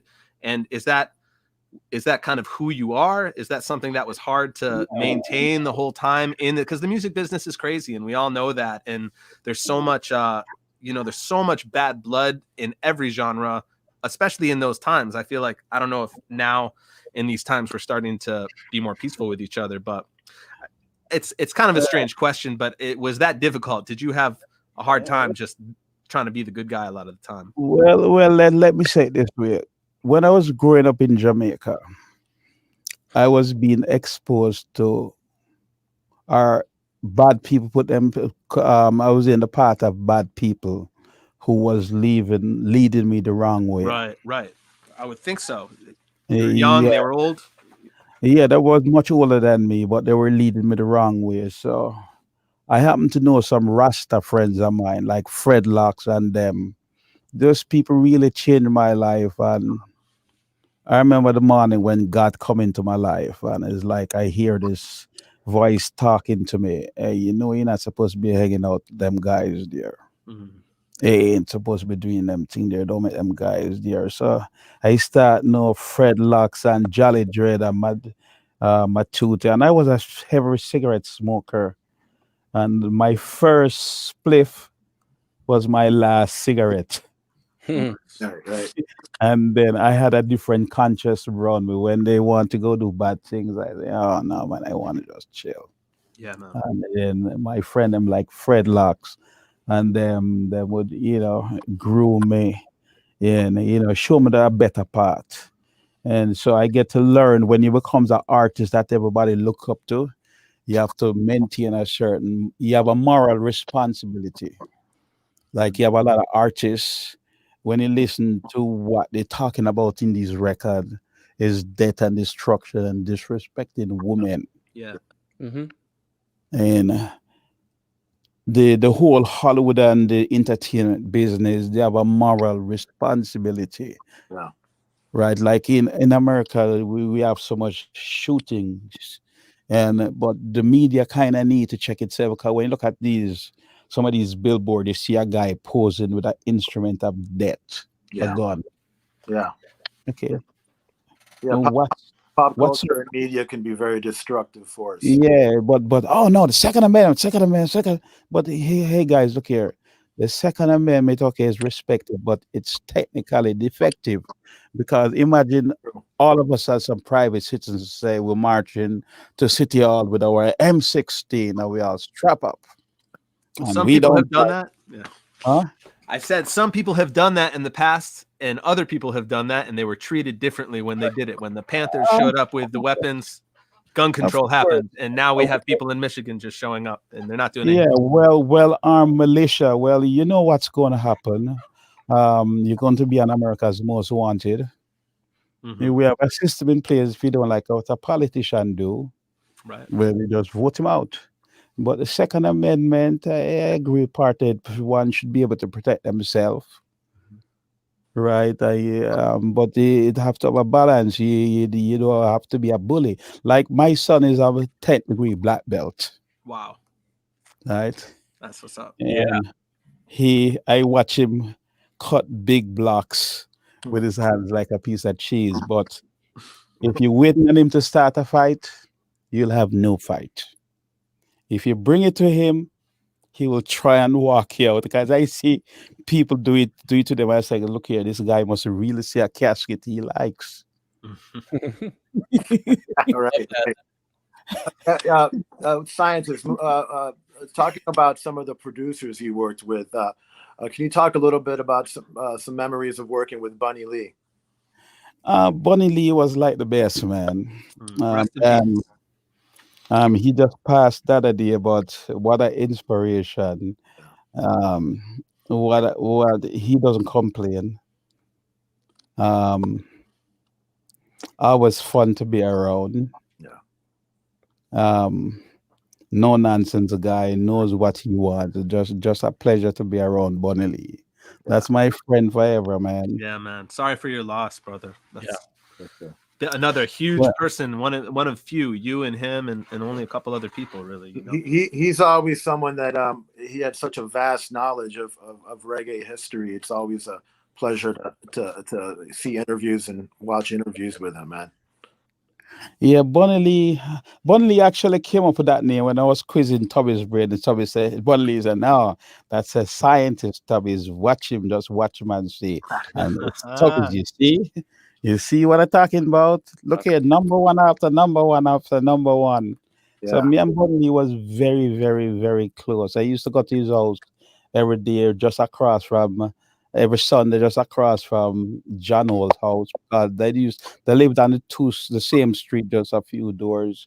And Sunday even me and Bunny Lee touring Jamaica, going all over the island, doing all kind of stuff. Nice. Now was Bunny Lee involved in did he do a lot of songwriting as well? He was pretty involved, pretty hands-on? I would say no. He was more the guy that facilitate the studio time, knows what he wants, knows when a musician is off. But as a songwriter, no, the songwriting usually come from the artists and the musicians. Yeah. That was going to be my next question was, like how those songs got written. And Flabba Holt is one of just, my absolute favorite bass players. And I kind of just am curious about the relationship between both of you when you're recording. Like, is what sparks the inspiration for those Roots Radix rhythms? Is it just, was it done right there at the spot with a bass line, or? Well, here's what part of our opening conversation. What musicians need to know, right? First of all, music is a business; it's not a hobby, right? And back in those time, you will find a producer come, they book 3 hours studio time, and we have to record the song, we have to mix it, and get the song finished in 3 hours. Right. So if he plays guitar, is a bit more helpful. So they would start singing a melody, and the musician make up the song right there on the spot. What a lot of these older musicians in all the genres didn't know back then, which we see it happen to a lot of even American artists. They didn't understand the business side of the business. So you have some unscrupulous sleazebag lawyer, because they know that the law requires something to say work for hire. They will pay a musician back in them. Okay, if you even pay a musician $1,000 and they come up with a masterpiece and you make hundreds of $1,000s, that's not a fair compensation. Right. So these lawyers have these poor musicians sign a paper work for hire. Back in those days, I was watching a documentary.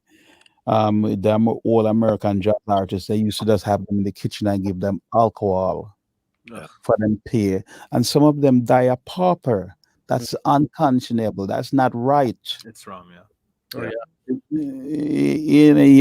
And then we got the whalers for work for hire. How much you paid? Oh, well, I ought to pay them. Oh, a good lawyer. What's this? The lawyer's a damn sleazebag.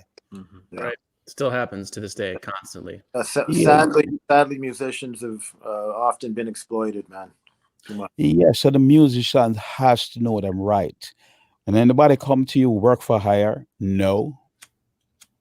Now were Radix and Sly and Robbie, were they being paid per session, or they get paid per session, but because the producers and they all didn't know what's going on, the producer believed because you play the musician, well then we own it. No, you only own the master tape that the music is done. You don't own the musical composition, and any money comes in off it. The producers believe it's always my thing. No, well, you're entitled to a cut off it, but the publishing and the bulk of it is supposed to go to the musician. Not you supposed to collect the lion's share. So that's why if I going to work with somebody in America, like I work with this girl, a young singer, she just want to be in the studio. Do you know what he's supposed to get? Well, I just want to sing. Well, no, that's not how it works. Right.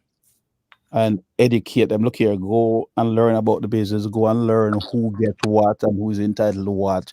And after you learn that, then we can talk. A lot of people, oh yeah, she can sing. Have her sign away our publishing all our rights. Yeah. By some unscrupulous lawyer, put some tricky words into the contract that they don't know, and by the time they realize it, you sign away your rights. Like one guy, when I just come to California here, he was about to make a record. So after I got involved in the record, here comes a contract. All right. So when I reading through this poor guy contract, the way of the contract, this unscrupulous lawyer write a contract. If this poor guy make a record 10 years after, part of the contract is saying is because the scumbag producer launched his career, he's supposed to also get money off something he didn't know and he didn't have anything to do with. Right. It's like extortion of some kind. Yes, it's getting ready to happen right now. Some artist that does know what's going on is getting ready to sign a contract like that. Yeah. And it's such an interesting dynamic because so many artists, like when we're talking about like everybody's different skill, like often we associate artists with a more of like a right brain. They would say, you know, we just want to make music. We just want to record. We just want to express ourselves and work together. And it almost sometimes feels like there's another party out there that can help us do that. And they often come with the contract and they're the ones. And we've been fortunate to work with just really other people with good moral standing that, you know, let's pay you for the work that you're doing now. And then in the future, let's write in something where if this does well, then we'll all have, you know, something that we agree upon. And thankfully we haven't run into being taken advantage of, but you can see that it's almost just such a sad setup for so many people, especially if they're coming and a song is all they have, you know, if that's really that was my understanding is that back at the studios in Jamaica, a lot of these people were coming from villages and, you know, not from the city, and they're coming with a song and they want to get it done no matter what. And just the wolves can really smell that blood. Yeah, but the law is if there's no paperwork, then the default rule in place. The only way you can lose your rights is when you sign it away. Oh wow, interesting. Right. So in Jamaican law. Well, even in American law, Okay. a famous law, the case law that you can look up, creative nonviolence versus Reed, where creative nonviolence paid a sculpture Reed like 500,000 to create a sculpture for the homeless.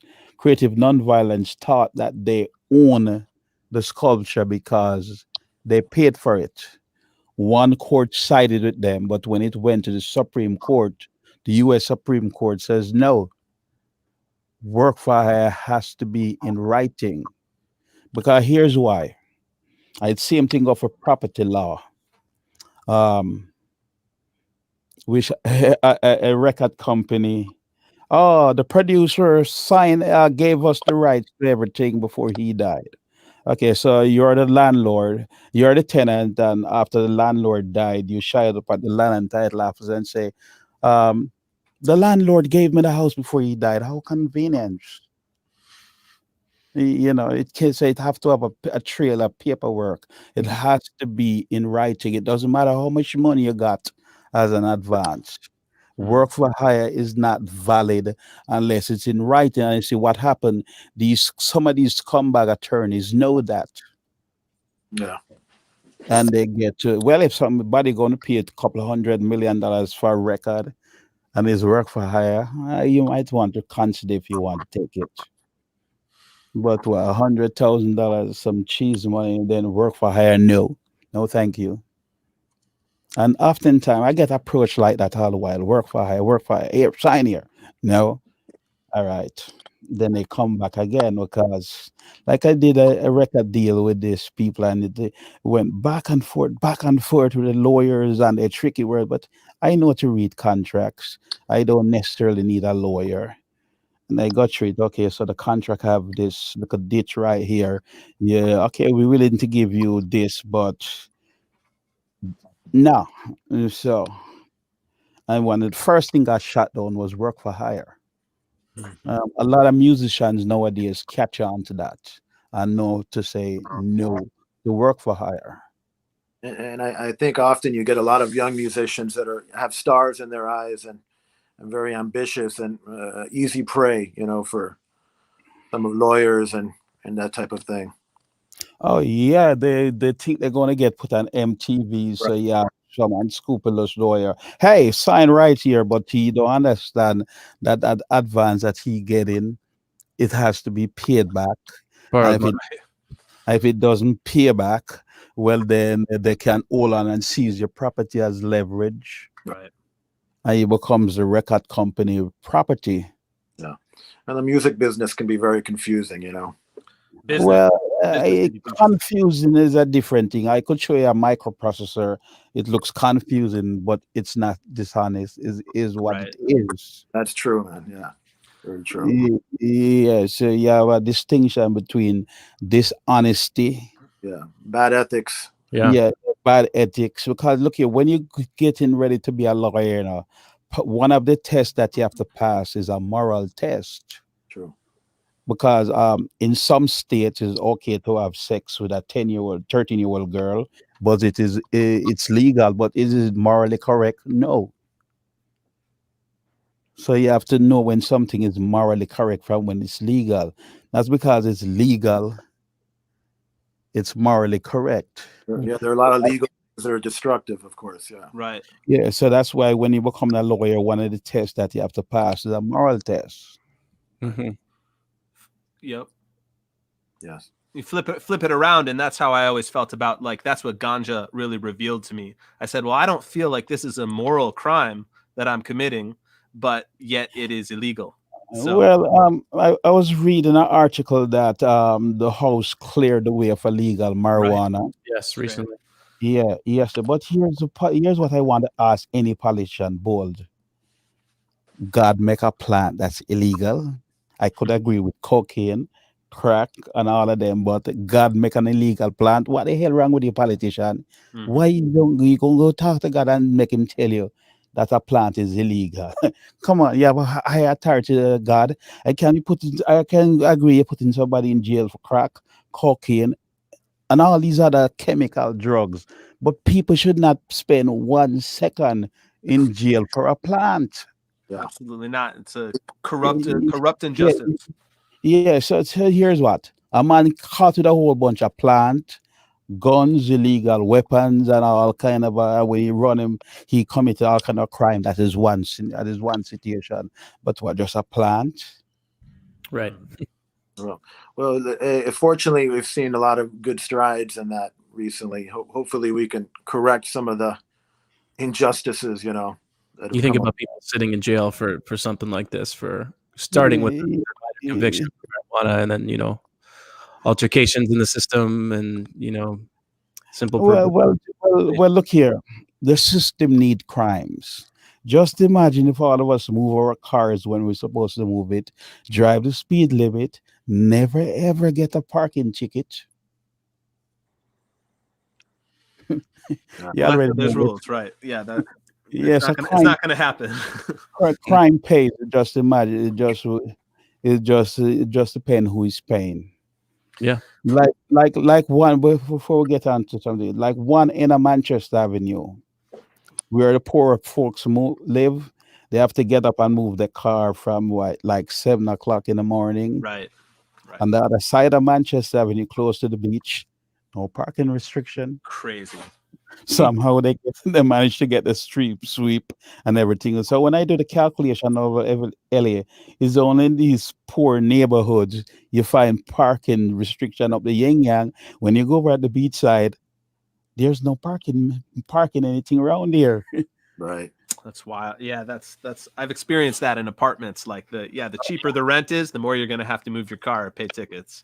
Yeah, come on, man. And in this great country of United States, these things are immoral. Mm-hmm. Oh, we are getting tougher. We are getting tougher. Okay, so they come up with some law that just what the hell that it could be, and then people they have these ways of running these elections, and because people is not voting to vote out the scumbag politician.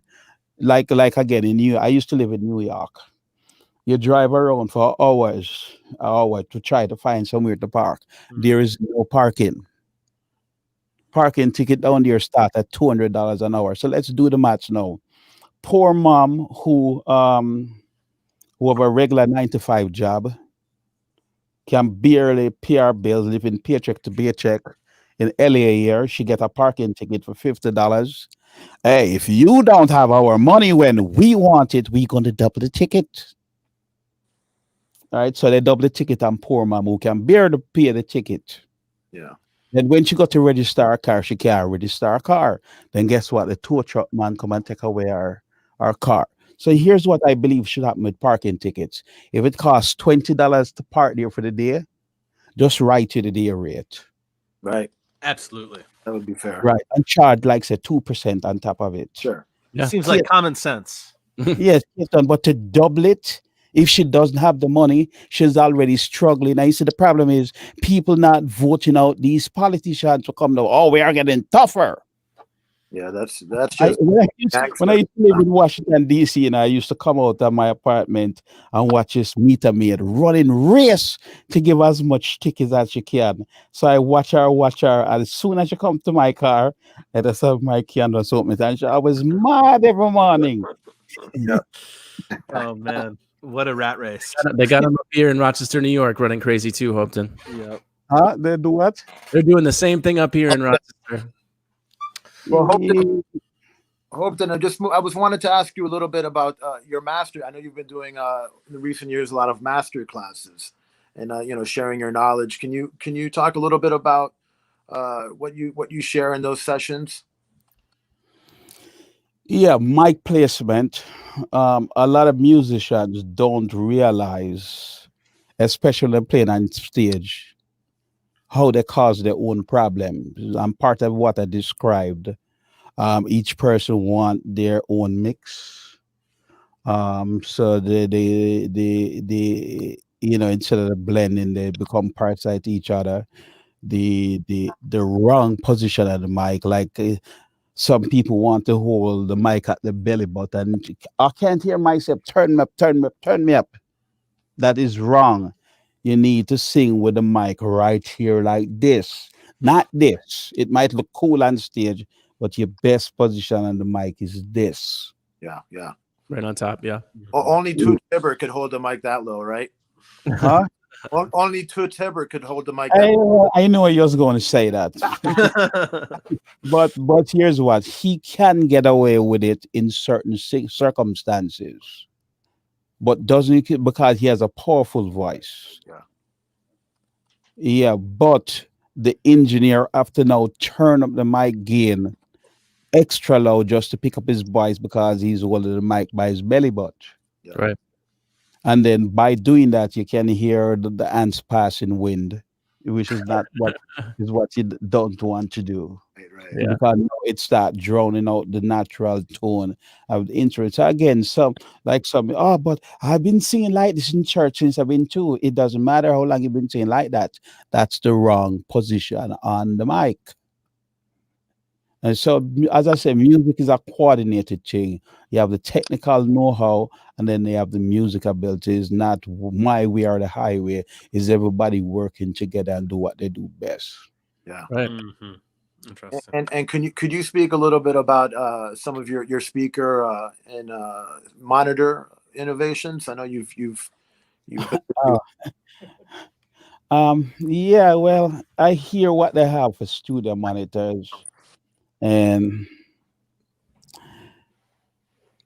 the most expensive one in the Hollywood, the most fanciest Hollywood studio. Okay, so your car is 100 horsepower. Well, my car is 500 horsepower and more. Hmm. Okay, I'll make you take off and take off when 20 seconds behind, but I still gonna come and beat you because I have so much power and I have so much top end that when I doing 200 miles an hour, I still have quarter pedal leave while you pushing your gas pedal through the floor and your engine barely keeping up and near overheat. Okay, mine is just like it said, beg you more. Yeah. So because I did all these things in reggae, I said, okay, well, this is what they have for studio manager. Okay, no, it don't need this. This is what it needs. So I've been able to build them like that. Yeah. And what is the name of those monitors that you've designed? Is it?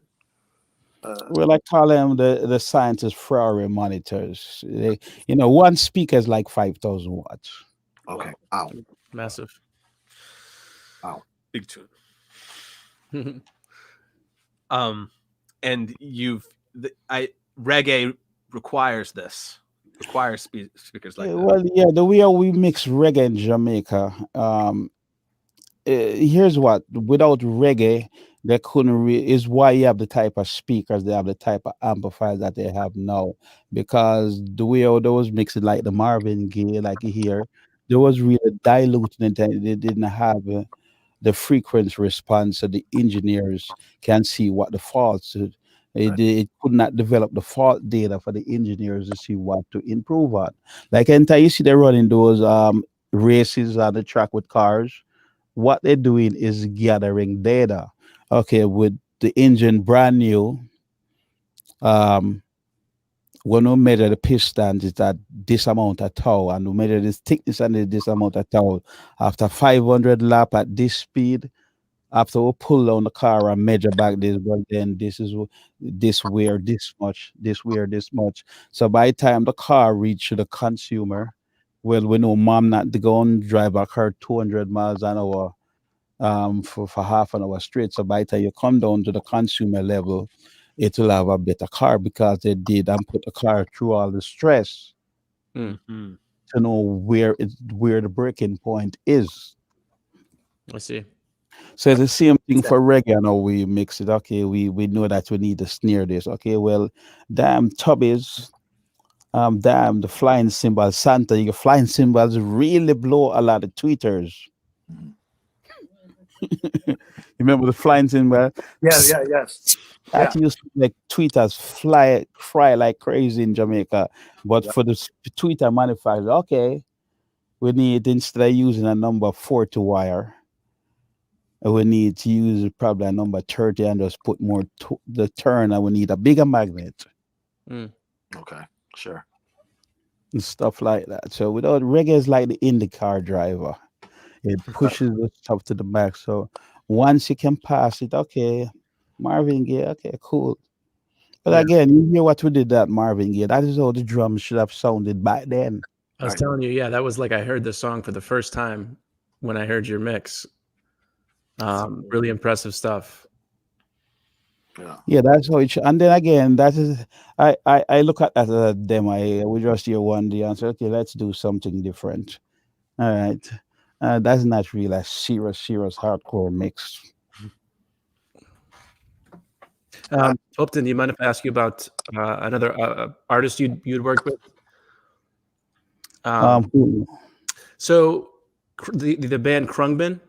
yeah.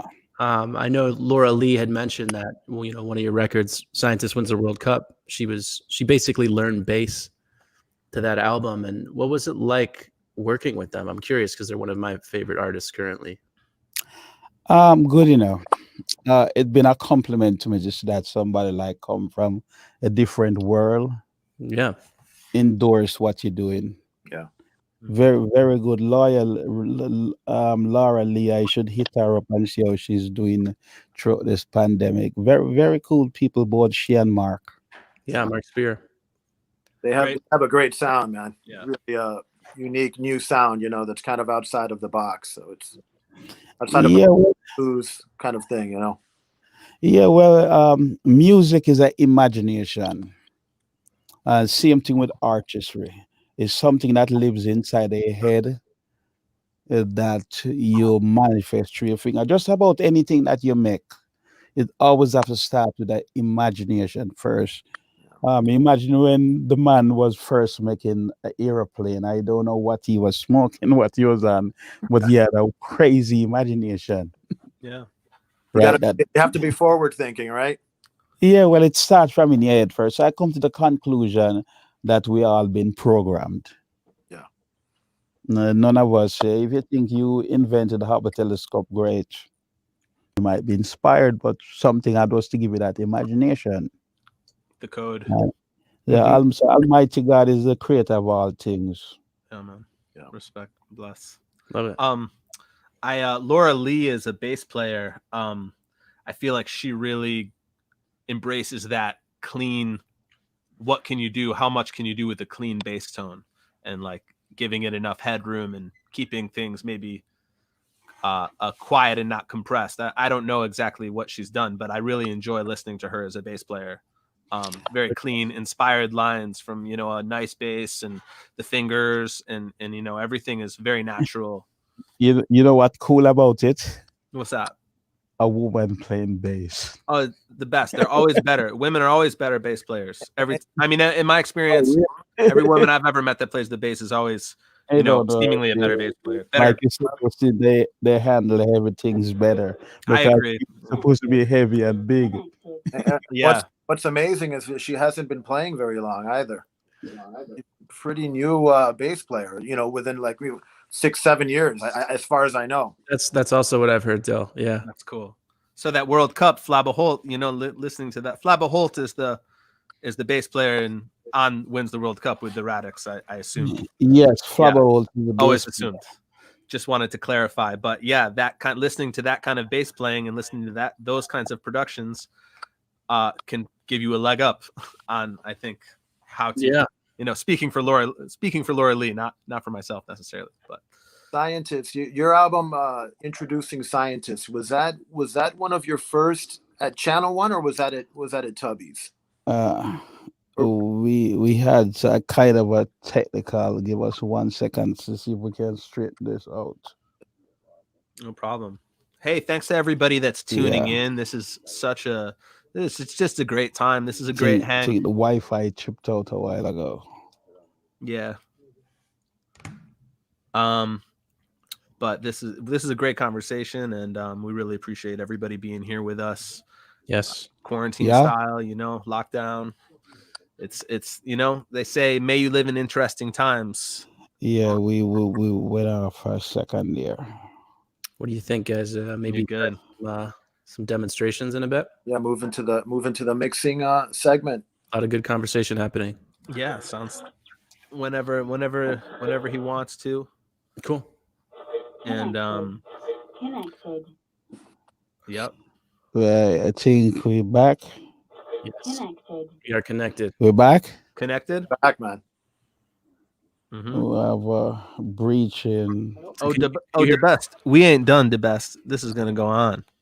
James, you seeing comments? This is just the beginning. Yeah, you can check out the comments in the comment section on the side. Oh man! All right, here we go. Yep, live dubbing is about to begin. Dubbing. Let's go, Dubs. You know, I wanted to say that I read this book a long time ago that was written by Salvador Dali, and it's called 25 Magic Craftsmanship Tricks. And in the beginning of the book, Salvador Dali writes to the reader and says, you know, you're probably an aspiring artist. Just to be clear, you're never going to be anywhere near as good as I am.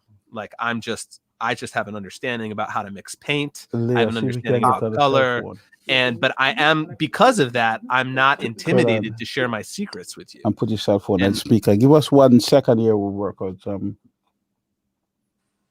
If you want me to be quiet, put your cell phone on speaker. He wants us to be quiet. Yeah. Yeah, we here. You live. Okay. Yeah, keep it tough. Yeah. So we're back. So Cool. Probably it's our cue that we should get into the mix. Yeah.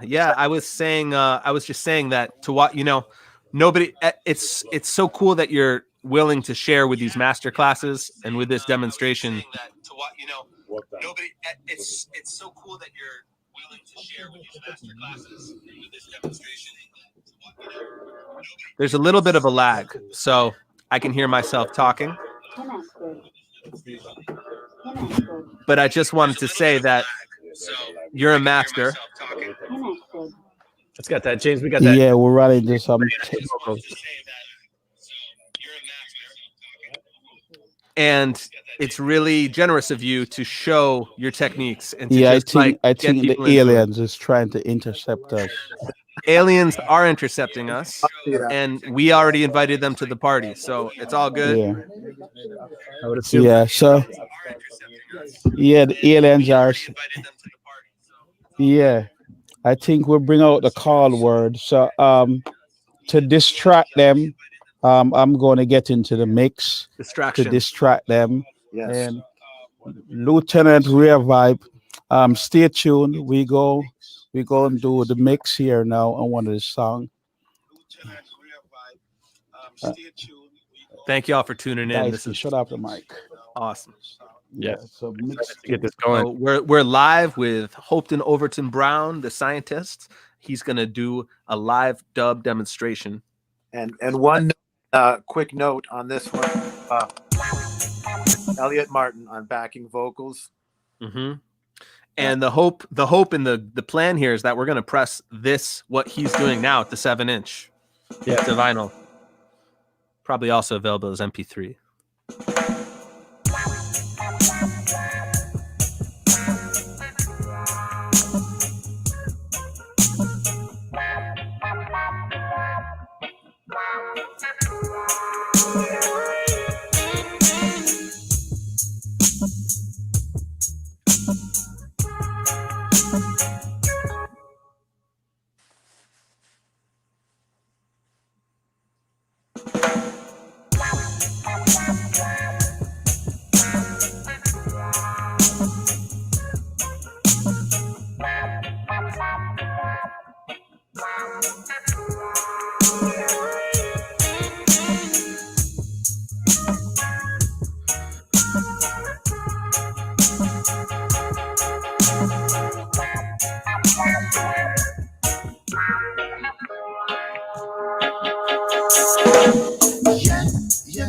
I just can't understand ya. Said I try to reach ya, but still I can't find ya. You know that this is a matter of conscience, and just a little love and understanding. So is your love really true? That's what I wanna know. Is your love really true? I wanna know. So is your love really true? That's what I wanna know. Is your love really true? This time we have to make a connection, and we gonna build it right. Yeah, this is central. You know that we have to make a correction, and we gonna build it right. Yeah, this is essential. Is your love really true? That's what I wanna know. Is your love really true? I wanna know. So is your love really true? That's what I wanna know. Is your love really true?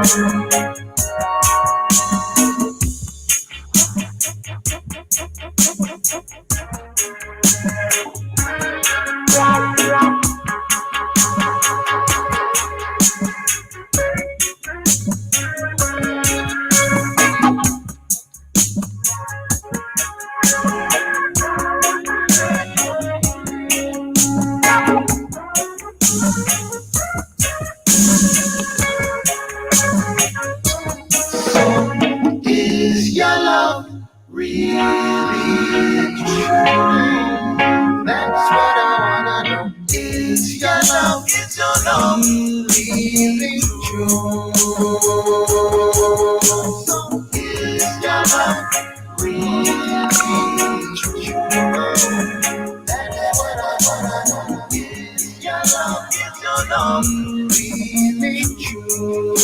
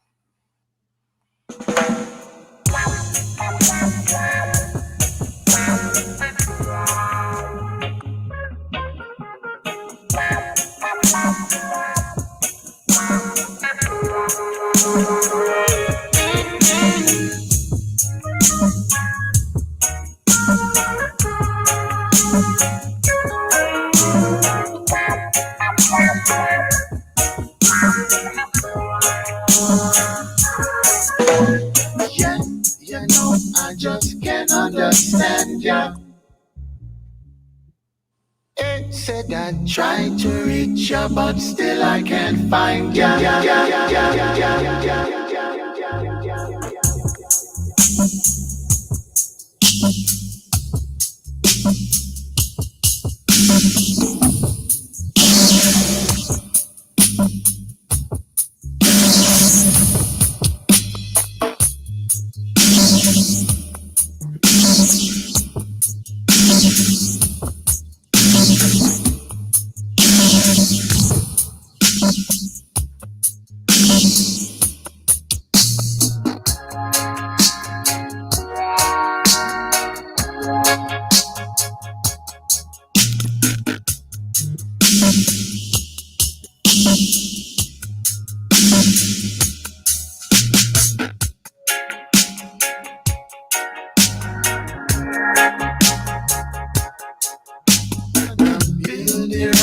Yeah, this is central. You know that we have to make a correction.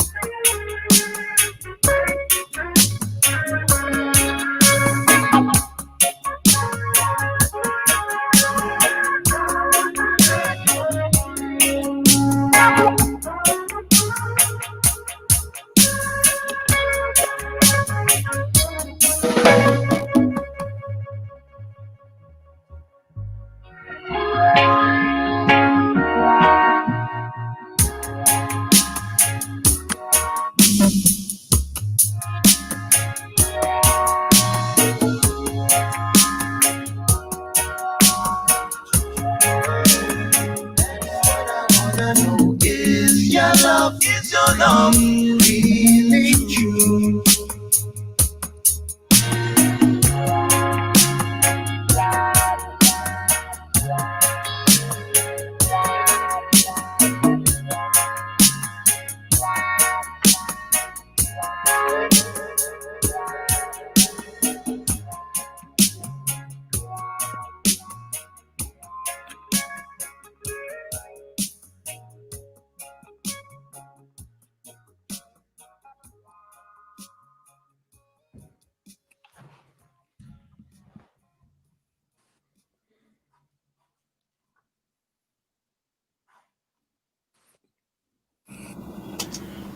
Yeah. Yeah.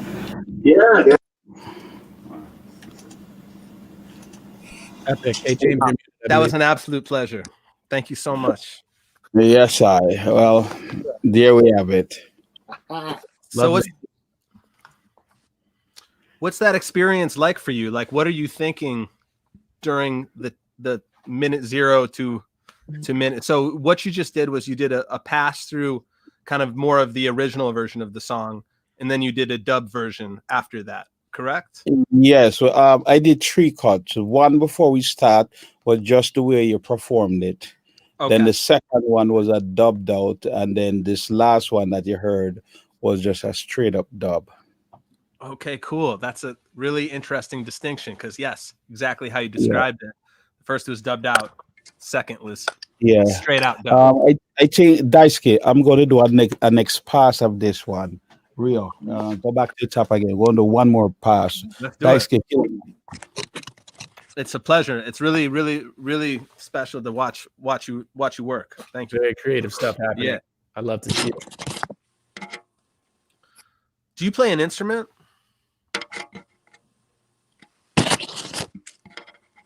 Can ask that later. It's okay.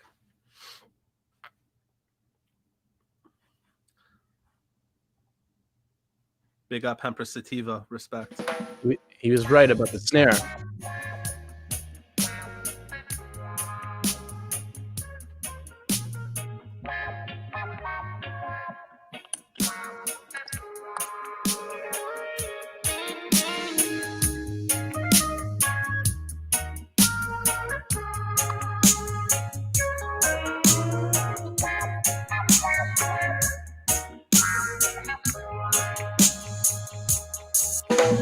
Yeah, you know, I just can't understand ya.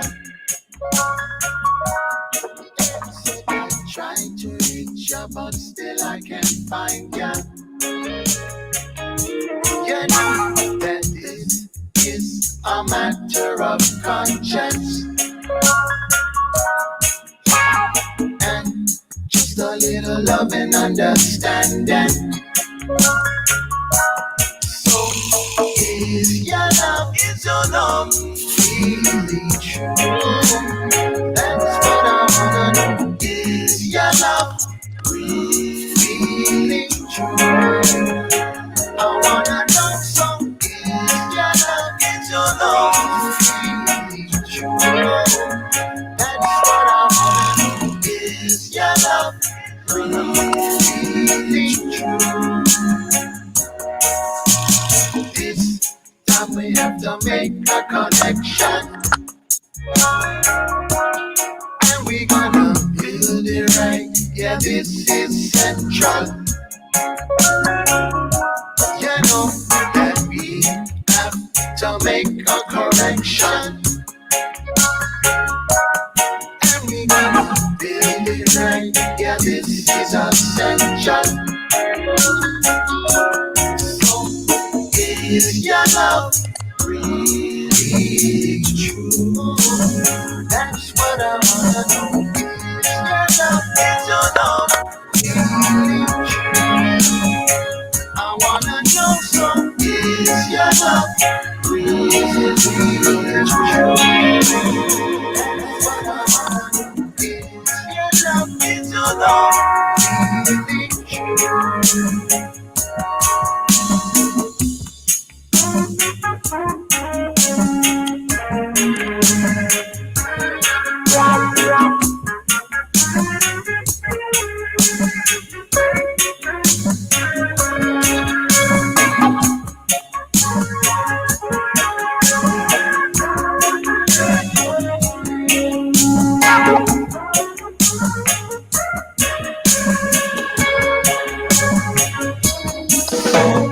Is your love really true?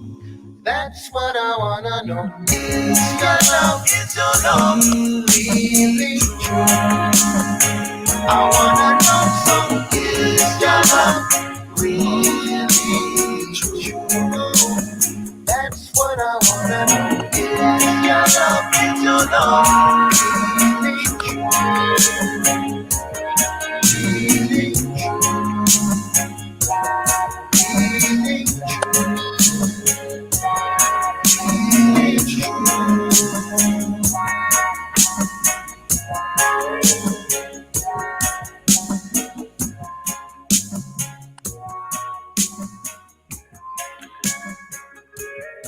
Those drums. Woo.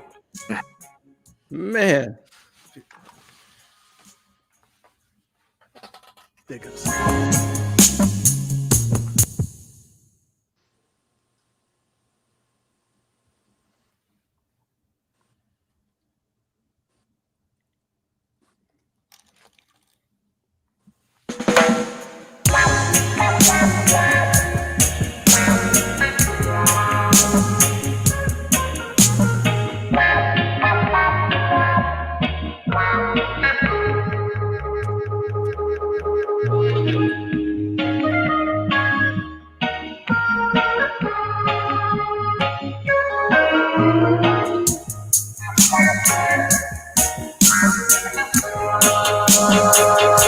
Yeah, you know, I just can't understand ya. I'm trying to reach ya, but still I can't find ya.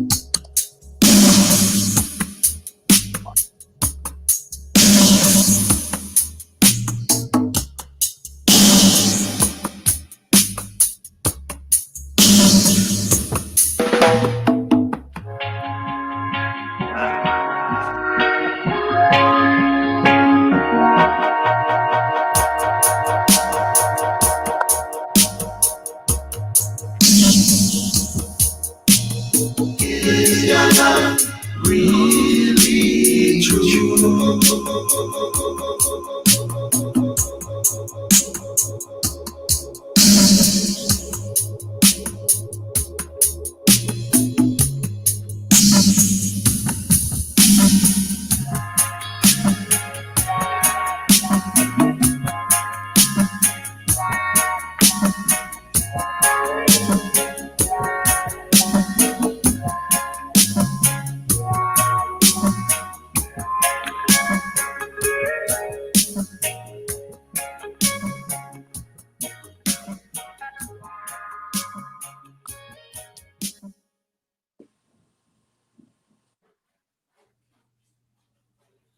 Good Lord, my brother. Really, brilliant. Incredible. Incredible. Yes, sir. So that was it, basically. Yeah. Great. That took me Thank you, Hope. that took me there, man. Thank you. Yes. Yes. Incredible. Uh, So much. Wow. That's wild. Yeah. So everything, the reverb and everything here was straight out the box. Okay. Comes in the package. Yes. You're right. Those drums were sounding huge. Yeah. Yeah. Big- So yes. So I'm gonna do a master on this tomorrow. No compression. Yeah, course. if I ever mix a song for you or anybody mix a song, just tell them please stay off the compressor. No Wow. compress, no compressor, please. There's no compress bass, no compress anything on the track. That's what you don't want to do. Yeah. Yeah, Sage advice. We've learned a lot today, man. Thank Yeah, you. man. Thank you so Yeah. much. yeah. Honor. Do you All play? right. Do you play Well, an instrument? Do you play any no, instrument? no, but I know just about when any instrument go off. And the reason why I did the second cut because while we are talking, I kind of forgot what was in the song. So when I listened it the first time, I got a refresh on the song, and I had was to learn it right there and then and memorize the parts. So And when coming through the dub mix, I would be more precise on where the parts come. I admire your spontaneity. It's really cool to see just the creativity in the moment. You know, each pass was entirely different. Yeah, all of these records they say, back in those time, producers didn't have a whole bunch of money, so they book 5 hour studio time, and they they have to be leaving with an album finish. Yeah. It's only since I come to America a year people taking 5 months to make one record. But you guys would cut albums in a day time, in a day. Yeah, well, yeah. A couple hours. Well, and we did it right here in the United States that other day with Sly and Robbie in about 6 hours a track, like about 12 songs, and did vocals, everything precise. Wow. Yeah, precise. Yeah, so it can be done. You just have to work with people who know what they're doing. Right. Mhm. Right. And were Yeah. those tracks like the Sly and Robbie tracks that you were just talking about? Were those pre-written tracks? No, or they people made them came up in from scratch. right here on the spot. Right on the spot. Now, Never seen the singer, never known of the singer. Did them right on the spot about 12 tracks. now was that typical for bands in the '70s to come in? All the way from Bob Marley coming all the way up. Yeah, yeah. Make them right there on the spot. The rhythm's right on the spot. Yeah, the only rehearsal is when they have to do a live concert. Yeah, yeah. I've heard you speak in interviews about seeing color with music, and I was just wondering if you could speak more on that, if you have any words for it. Yeah, well, like for example, high frequency is white. Okay, that's what I'm wondering. Yeah. Yeah. But it's a different level of when you can develop the visual around it. Like bass is blue. Okay. Synesthesia, they call it. Synesthesia. Yeah, I've heard that Bruce Swedeen, Michael Jackson's Yep. engineer mixer, also had that ability. Yeah, well then you see, here's what I get to figure out. These things is not something you can go to a university to learn. It can teach a little bit, but you have to be kind of born to do it, and depends on the type of person that you are. Then it's like, when you go into the military, you don't learn everything at one time. First, they have to trust you, Mhm. Yeah. and then it is a stepping stone. So, look like God only show you certain things after you graduate certain classes. Yeah. Scientist, I wanted to ask you one final question. What are your thoughts on the state of reggae music in this time? Well, all genres of music, right? Not only reggae, but you have no more Marvin Gaye, you have no more Smokey Robinson, all on all the genres, better technology, but the musical composition is being in a decline state. It's about autotune, people who can really sing and perform. It's about ego, it's about being a star. And the same thing to be more direct with reggae music. Now that the world get turned on to reggae, I wish if it had still have the same musical composition that it used to have, like with the Pat Kelly, the Art and Ellis, and people who really could sing and write and compose song. That's not there anymore. It's more of like a shouting match. You can't even the people who singing have very some of them have very poor diction. You don't know if they're singing about an apple or an orange. Yeah, and the message has changed a little bit. Yeah, and then the message is not there like it used to be. Yeah.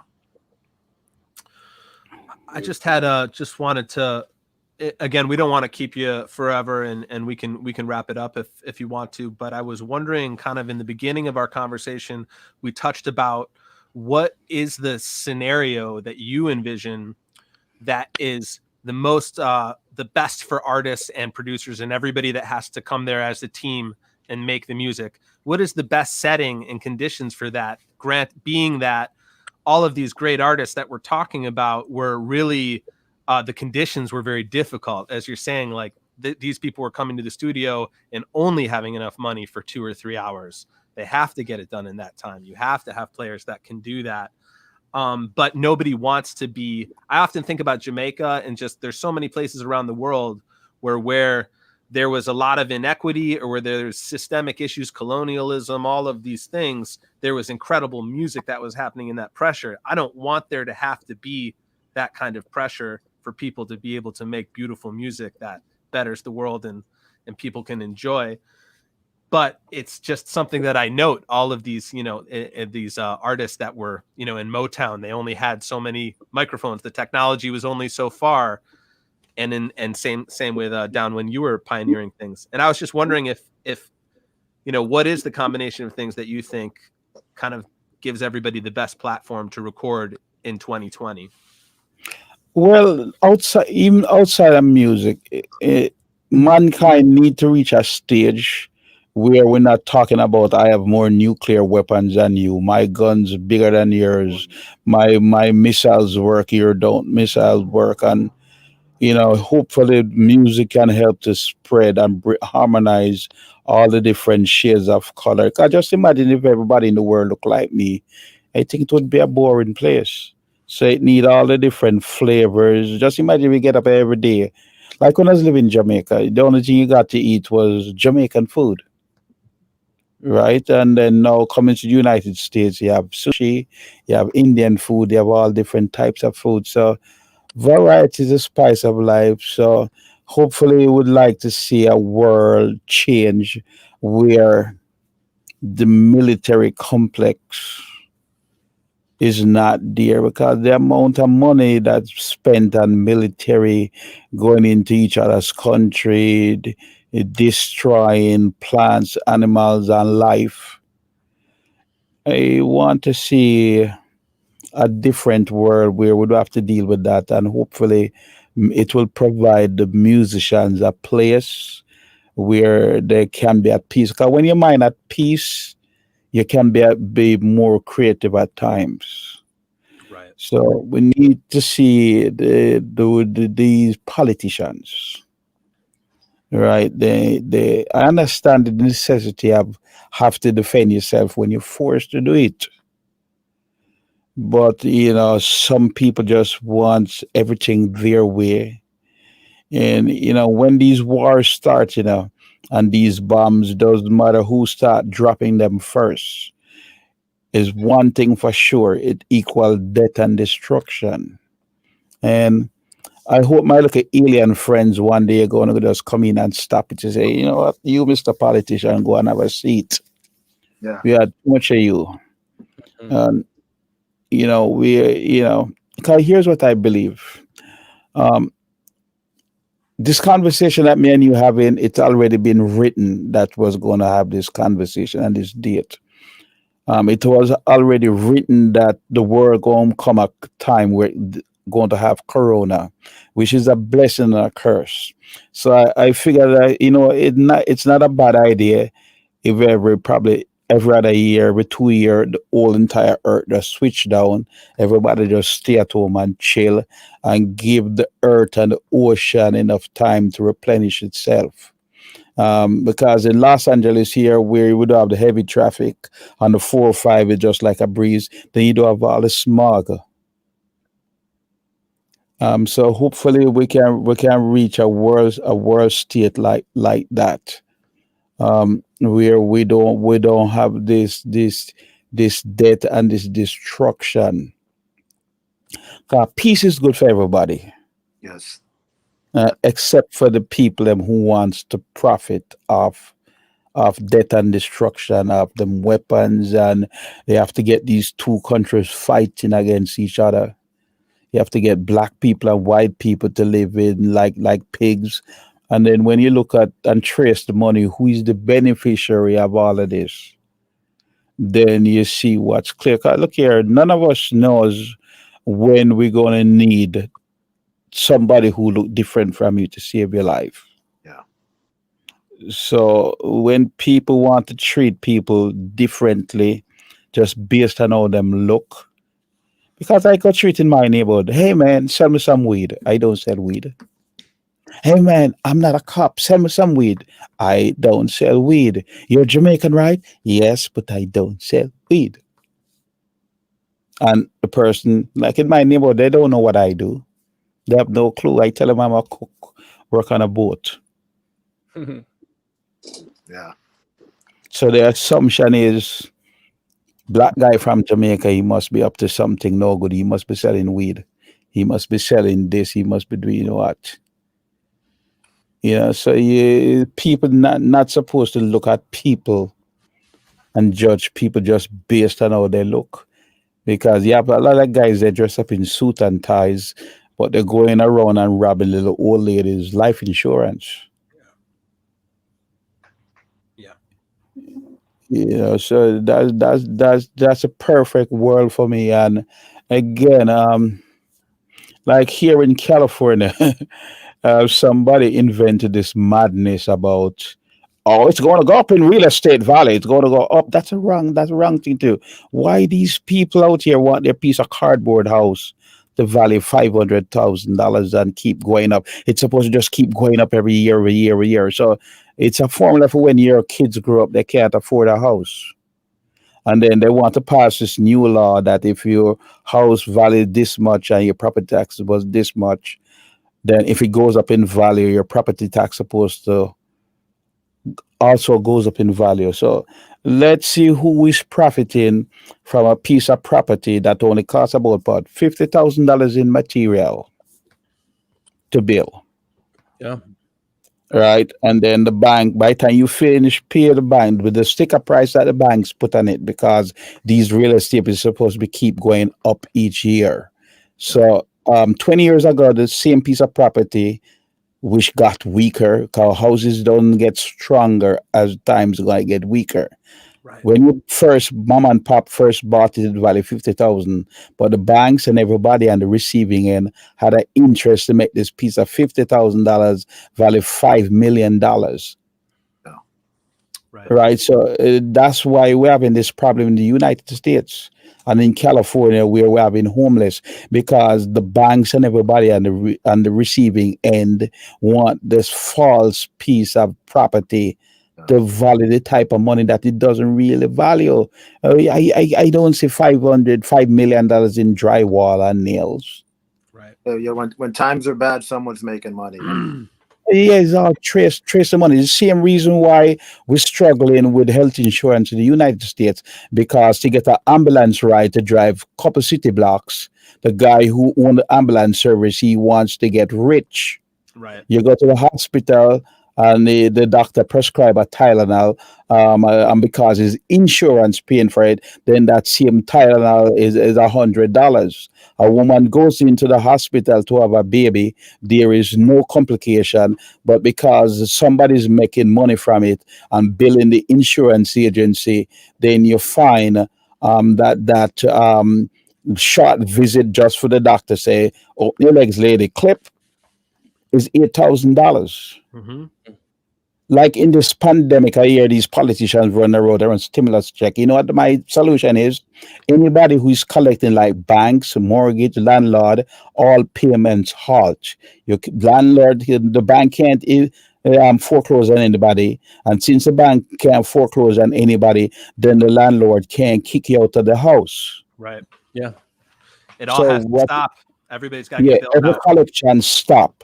Car notes, rent, mortgage, everything halt. Stop. So it's much easier to say, okay, we're going to mail out every household $200 a month, $300 a month to buy food.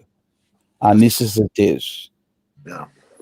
And just halt this. But what we have here, these guys who dress in suits who are supposed to be so educated, they can't figure out how to do it like coronavirus care about if you're black, you're white, or if you're a Republican or a Democrat. Right. Yeah, so outside of music, I thank God that God gave me the wisdom that I can speak on different levels. I wish if I could get in touch with some of these politicians for show them how to solve some of these problems. That because they're still figuring out who to give what you call it, relief check to. And then when you look at it, the guy that drive the Lamborghini that live on the beach, he's the one who collecting the money. That he doesn't really even need it. Right. How many billionaires got richer, And I'll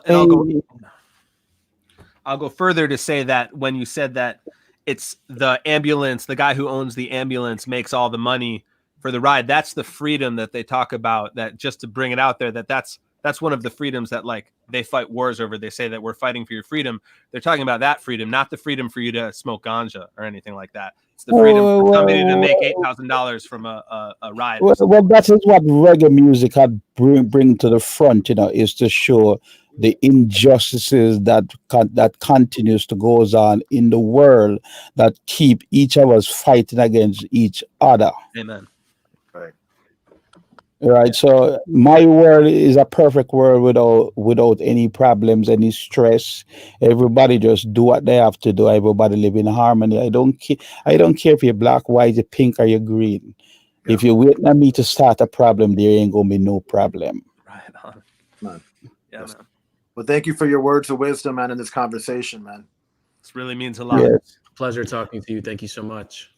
Okay, man. Blessing. I hope we get to connect again sometime, and just thank you for your time. Is there any last words or anything that you want to plug and tell the people that are watching, the ways that they can support what you're doing, or any new things that you're up to?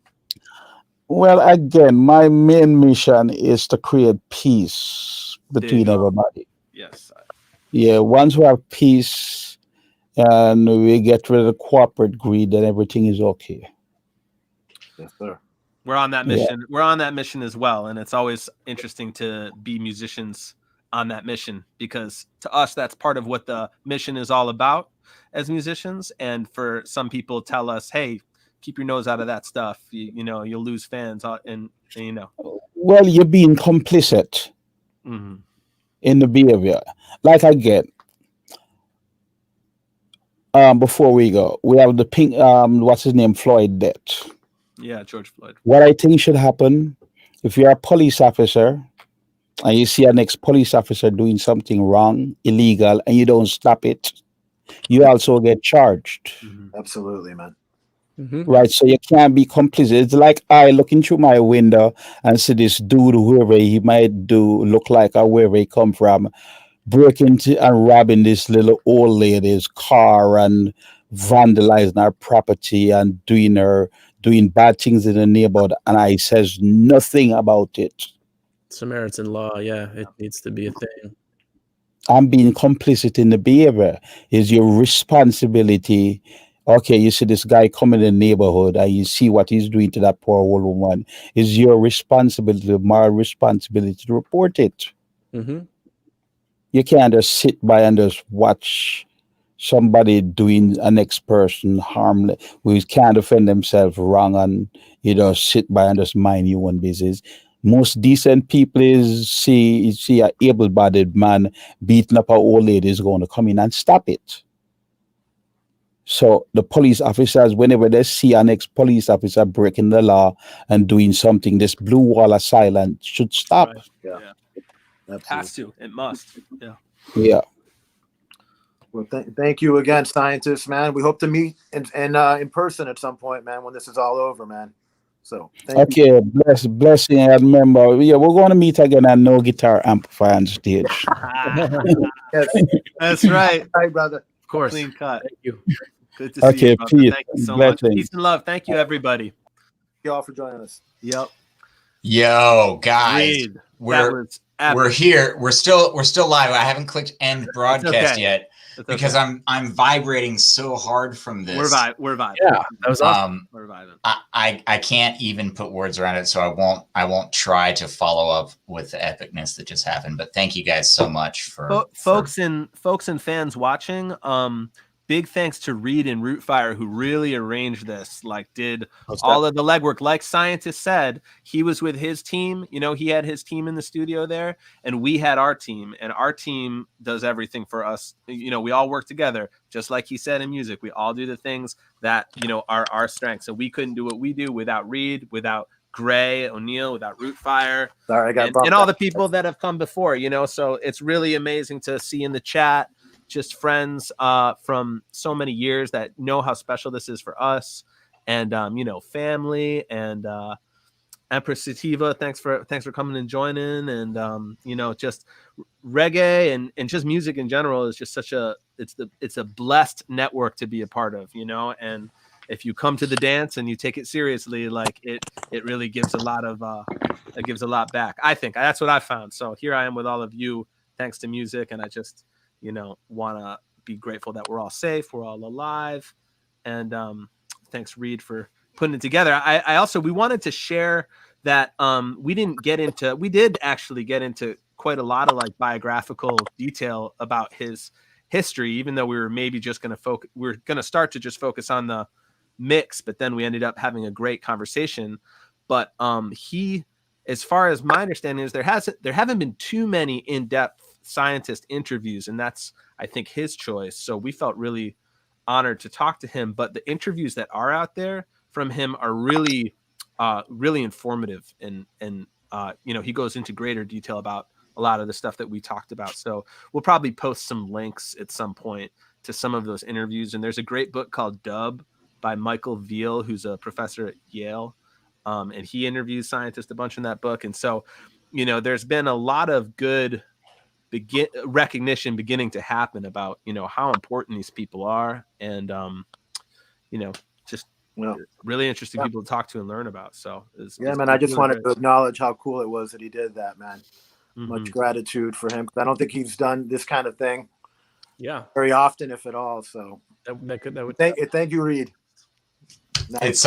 It's such a gift to be here with you guys. So to everybody else who's been watching, thanks for being here. We're going to be pressing this on 7-inch vinyl soon, and really reserve one for me. I want one. There's one for you. Yeah, we're saving one for me. One for. I think they're going to be limited. So, you know. Yeah, 300 only. Yeah. So definitely. Yeah. To get my hands all on. right. Excellent, man. Going to be bumping that. All right. Well, have a safe Saturday evening. Enjoy your weekend. See you at the Pod Clash. Another big interview tonight. Big one. Roger Steffens. The Reggae Pod Clash coming up next. I'm sure y'all are all familiar with Reggae Pod Clash, but it's like the best television show that I've gotten to watch in, you know, my whole musical career. That's just what I've wanted, is Reggae Pod Clash. So I'm stoked. Excellent content. Yeah. Big up man like Devin Morrison. Yeah. Reggae Roger Rivas. Big up Eli Flynn. Big up Dylan Savage. Big up James Searle. Big up Giant Panda Guerilla Dub Squad. Love you guys. Last concert I played. Big up Arizona Roots. Yep. I'll be cool now. All right. Peace and love. All right. Take care. See you guys. Peace.